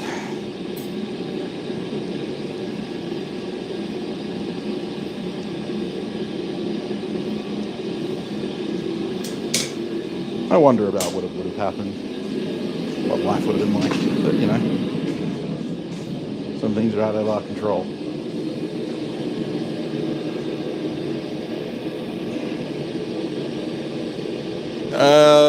Next question, Matthew. That's a sore spot. Oh, cool, Robert.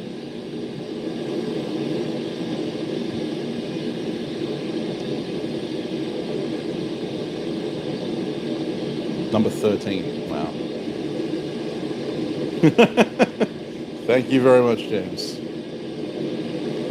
That is very much appreciated. I really don't like the M&P. I will admit. Barrett Factory. Nice. Yeah, I'll take one if you're offering.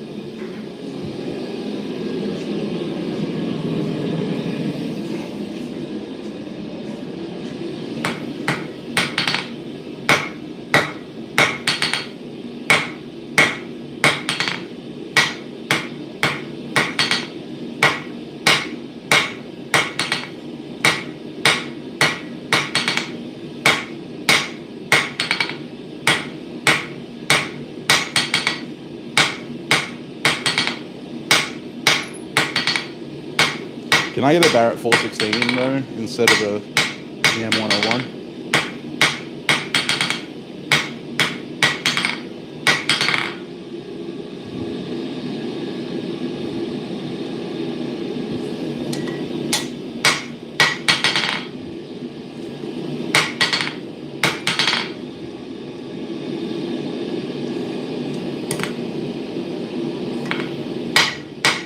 Like realistically, in those heavy calibers, I either want like a Chaytak M200 or a Barrett 416 or something like that, or a Wesley Richards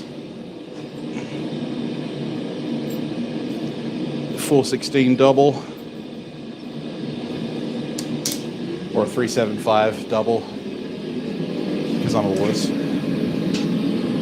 And a 416 or a 464 or a 475 or a 500 mag seems like a lot of gun for a little boy like me.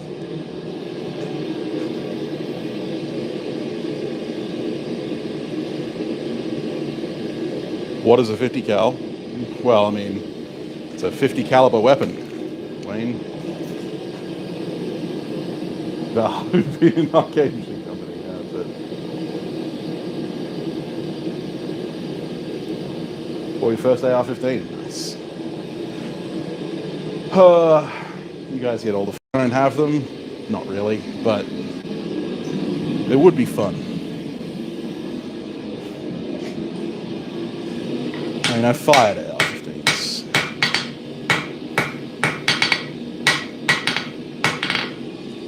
Fired the HK 416 and 417, which is the 7.62 variant,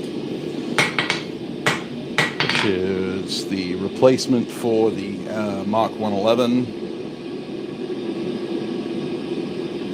which was the DMR for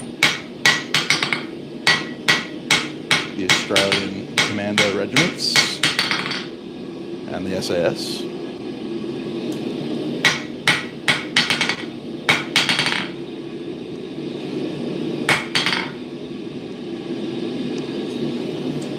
Which was, the Mark 111 was Colt's answer to the SR-25. Nice gun, love it. But,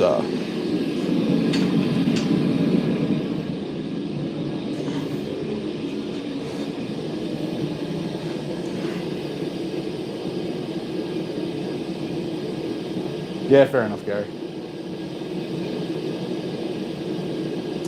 Yeah, Aaron, you'd be hard pressed, I think.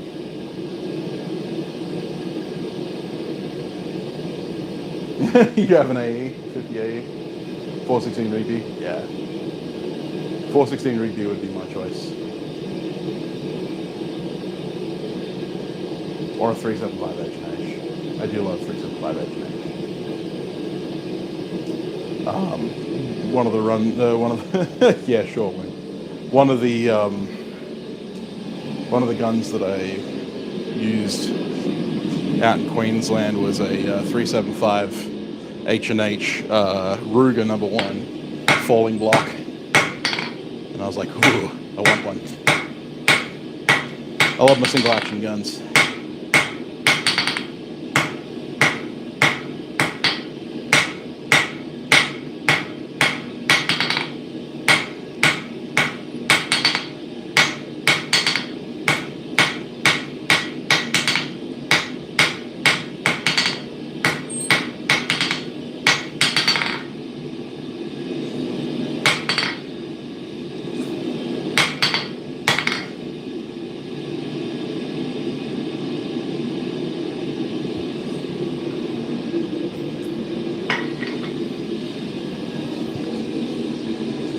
Alright, two more.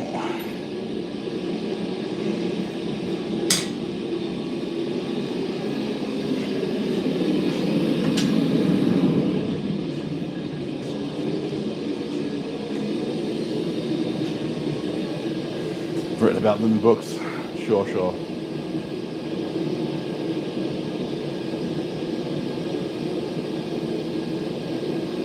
Spend a bit of time on naval base? Yeah.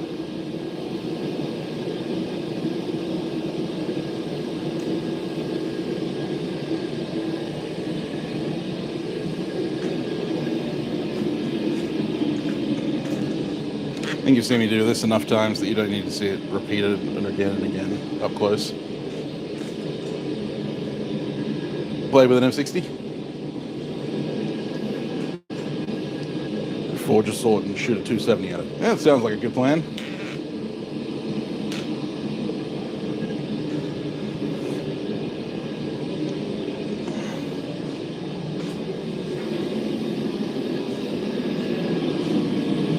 Let me know how it goes.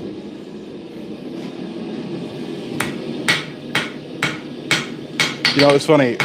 I heard about 270s a lot in the early days of my firearms career, because, you know, a lot of media that I consumed was American-based, because guns.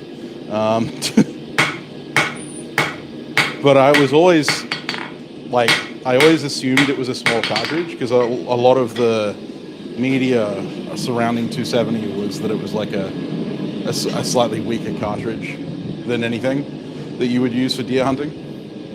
See you later, James. Thank you very much again for the super chat. And so I assumed that it was like weaker than, you know, your 308s and stuff like that, your 30 caliber. And then I finally got the chance to go shooting with a couple of mates, and we had the 30-06 and we had a 270 and a couple of 308s and stuff like that. And I looked at the 270 cartridge and I'm like, wait, what? How is this a weak cartridge?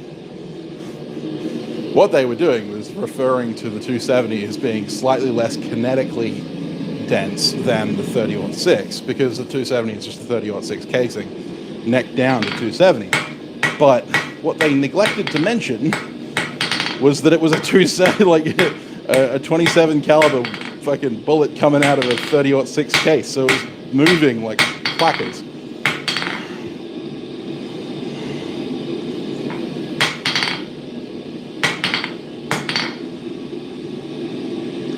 It's actually a pretty decent distance caliber. I used to recommend it to fox hunters who used to do like fox whistling here in Australia, because a lot of the time you wouldn't be able to whistle them in closer than 240 yards.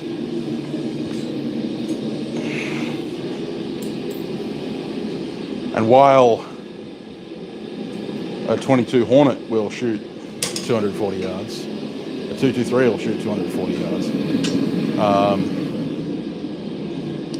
The hunters that we're talking about don't do distance work.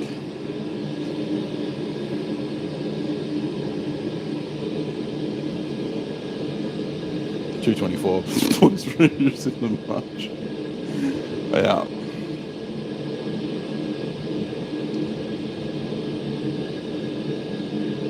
Thought about making a hammer and shooting it with big guns. That sounds like a plan.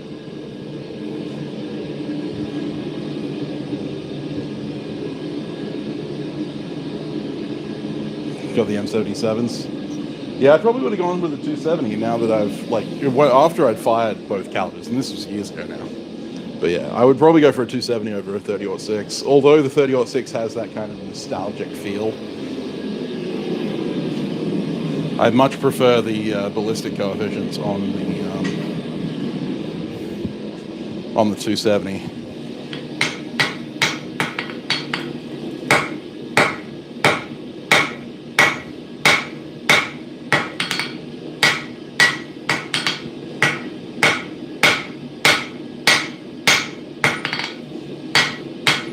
As it stands, I don't know when I'll be able to purchase my next rifle, because most of my money, or all of my money, goes into my shop, into the business.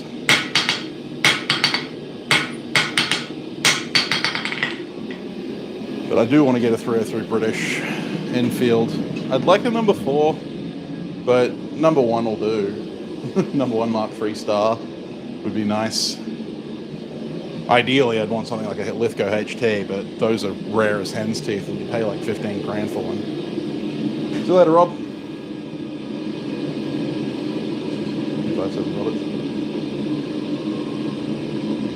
Those Wildcat cartridges, though, I don't really like them, because they're a bitch to reload. 10-inch group at a mile, that's ridiculous.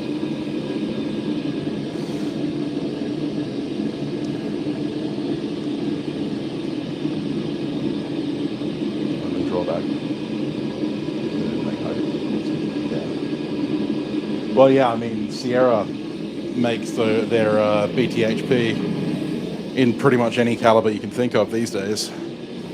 I loaded up, when I was in Queensland, I loaded up a bunch of Sierra 165s for the the number 4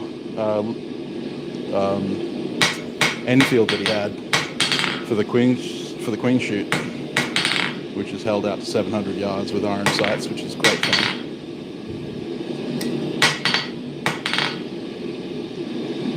Fun Enfield fact. The Enfield goes from being fairly accurate at 50 yards to being less accurate at 100 yards to being slightly less accurate at 150 yards, and then at 200 yards becomes more accurate again.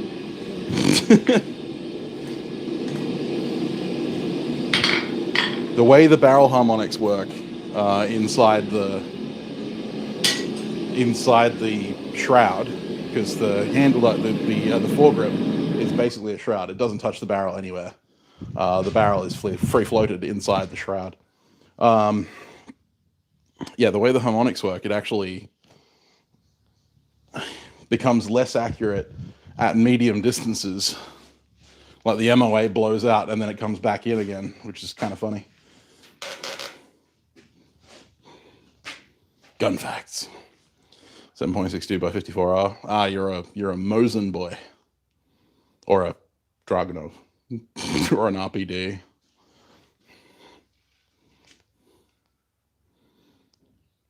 Yeah, ballistic coefficient, yeah. BC.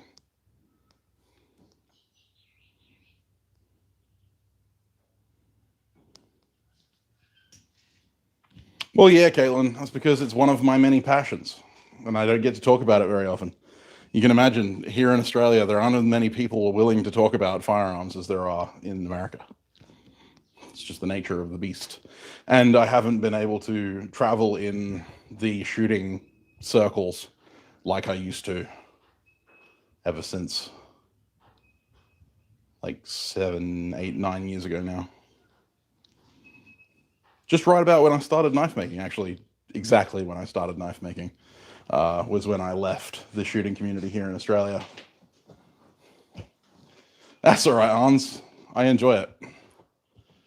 Yeah, me too, Aaron.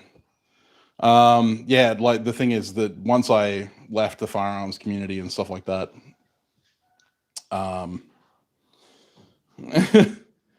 once I left the firearms community, it lowered my ability to, engage with firearms talk, engage with the firearms community as a whole. And so I kind of left it behind as a passion. And yeah, like as I said earlier, I was on track to be a gunsmith before I was a knife maker, before I even thought about being a knife maker. The only reason I got into knife making was because gunsmithing was no longer an option. So, yeah. You start talking about guns around me, it's going to happen. It's not a bad thing. And I understand that there are some people who don't enjoy the gun talk. I know D-Barker specifically doesn't enjoy it, but I'm sorry, but I do. So, my channel, I get to make the rules. Guns, yeah. I would like to do more in the shooting community. I'd like to get back into it, but it is a very expensive hobby, and I already have one. And this hobby is taking up, well, it's not my hobby anymore, it's my business. It's taking up all of my money and all of my time. You just do French. So you're a Chassepot shooter, or an M93 or something, M39 or something like that. You're going to try and make a 1911 from scratch. Oh, cool. I know someone who's done that. They are very fun to make. But yeah, I would love to get back into the shooting community, but yeah, realistically, it's just not able to, because it's too fucking expensive. And it's not even the firearms themselves and the ammunition, although those are very expensive. It's also the licensing and the registration fees and all that kind of stuff gets really expensive really fast. Oh, I've got to pay my license. Shit. Oh. I'll get it done. I'll get it sorted. But yeah. Yeah. If you want a rifle, you can sell it and get another grinder. Yeah, well, I mean, if it wasn't for the fact that the rifle I own is an heirloom piece from my grandfather, I probably would. It's sad, but it's true. But yeah. So yeah, I don't mind the gun talk being brought on, because occasionally I like to talk about it. With that being said, I have other stuff I need to do today, so I'm going to jump off now. Not sure if there's going to be any edited content this week. Of course, I have a lot of stuff going on in the behind the scenes. My patrons are getting access to behind the scenes videos of what's going on. And if you're interested in seeing that kind of stuff, it's as little as $1 a month, and you get access to the vlogs that I'm doing surrounding the work that I'm currently working on. I do want to do some educational content in the very near future. So if you're interested in seeing that kind of stuff, make sure you hit that subscribe button, hit the like button to make sure that it spreads the information more far and wide. Yes, those boating accidents do happen, don't they? That's it, Wayne.